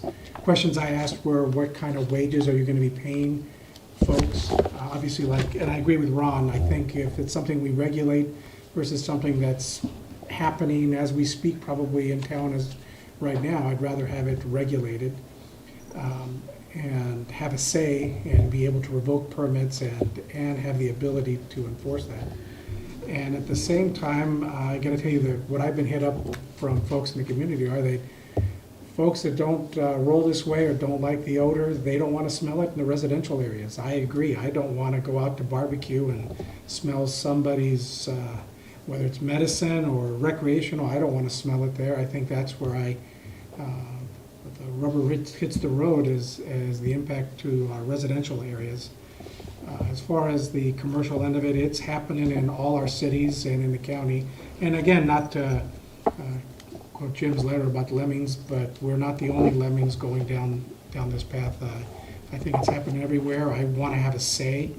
and be able to revisit this. And if it doesn't work, or if we have folks that aren't behaving, then I would be all for revoking their licenses. I got no problem doing that. So to me, it's a test for all of us. It's a test to see, is this, you're going to behave yourselves, you're going to be positive members of the community, prove to me that's what you want to do, and the proof is in your actions. So this next year or so, as we move into this, I want to see that you're good citizens of Willits, that you're involved in the community. As Bruce spoke, we've had a lot of these folks, whether it's the hospital, other folks coming together and helping out in the community. We are facing a budget deficit, but there are a lot of partnerships we can have between public and private to help out there as far as things in the community need to get done. And again, I look towards this industry to just be part of it. As far as are we going to be branded, I got to tell you, even before all this, I've traveled in the Midwest, and when people see where I'm from, the obvious questions come up, and so it's not something that isn't already happening. Am I proud of it? And you know, I'd rather Willits was known for the skunk train and maybe good food. You know, I know that maybe that's contrary to what some of you want to be known as, but at the same time, I want it to be a town where we have a sense of community, where everybody comes forward and everybody respects everybody's viewpoints and respectful of everybody's likes and desires, and we come to that common understanding of what we want in the community. And as far as attracting employees, I got to tell you what, even before this, schools are having a hard time. It's most of the time it's cost of property and what the schools or the cities or county governments can pay, and it's driven by that. So I think there are a lot of forces out there, and again, I have some concerns in the community, but I'd rather be in a position to control it. And if you prove me wrong, I'll be first one to push to revoke permits. But at this point, I feel like I have to support this and get this started. But I don't want this happening in our residential area. So some good points have been brought up. So unless there's anything else, I think at this point, we'll go with the negative declaration. And Kathy, could you read back the motion? Yes. To adopt the City of Willits cannabis ordinance, initial study, negative declaration. Do I have a motion? We have a Well, I already made the motion. Yeah, sorry. So I have a motion and a second. So I guess roll call. Vote. Councilmember Rodriguez. No. Ornstein. Yeah. Stransky. Yes. Mayor Gonzalez. Yes. And read back the other motion. To introduce reading the title of and waiving further reading of proposed ordinance repealing chapters 9.2 of the Willits Municipal Code entitled Medical Marijuana Dispensaries, repealing chapter 17.86 entitled Medical Marijuana Cultivation, modifying chapters 17.06, 17.24, 17.26, 17.28, and 17.29, and adding chapter 17.85 entitled Medical Cannabis Activities Related to Cultivation, Processing, Distribution, Testing, Research, Transportation, Dispensing, and Manufacturing of medical cannabis. Excuse me. Okay. Well, we have a motion and a second already, so at this point. Now, we've made some changes since the document that we have in front of us. Yeah, there's And- the revisions that are outlined in the memo dated today. Okay. That we went over, and then there was the change that you referenced for the private property vantage points. Okay, so I don't know, do we have to put that in as well, that these changes are? I think you made the motion, didn't you? Yeah. Adopting the modified changes that Dusty gave in his memo.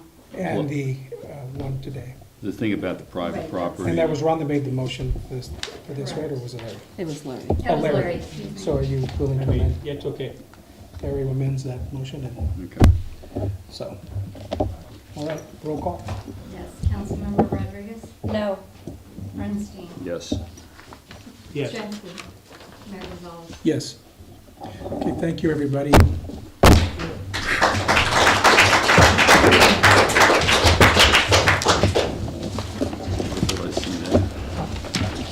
All right.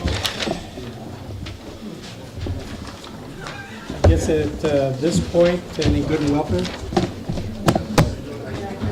Think of anything. Yeah. All right, we have two closed session items.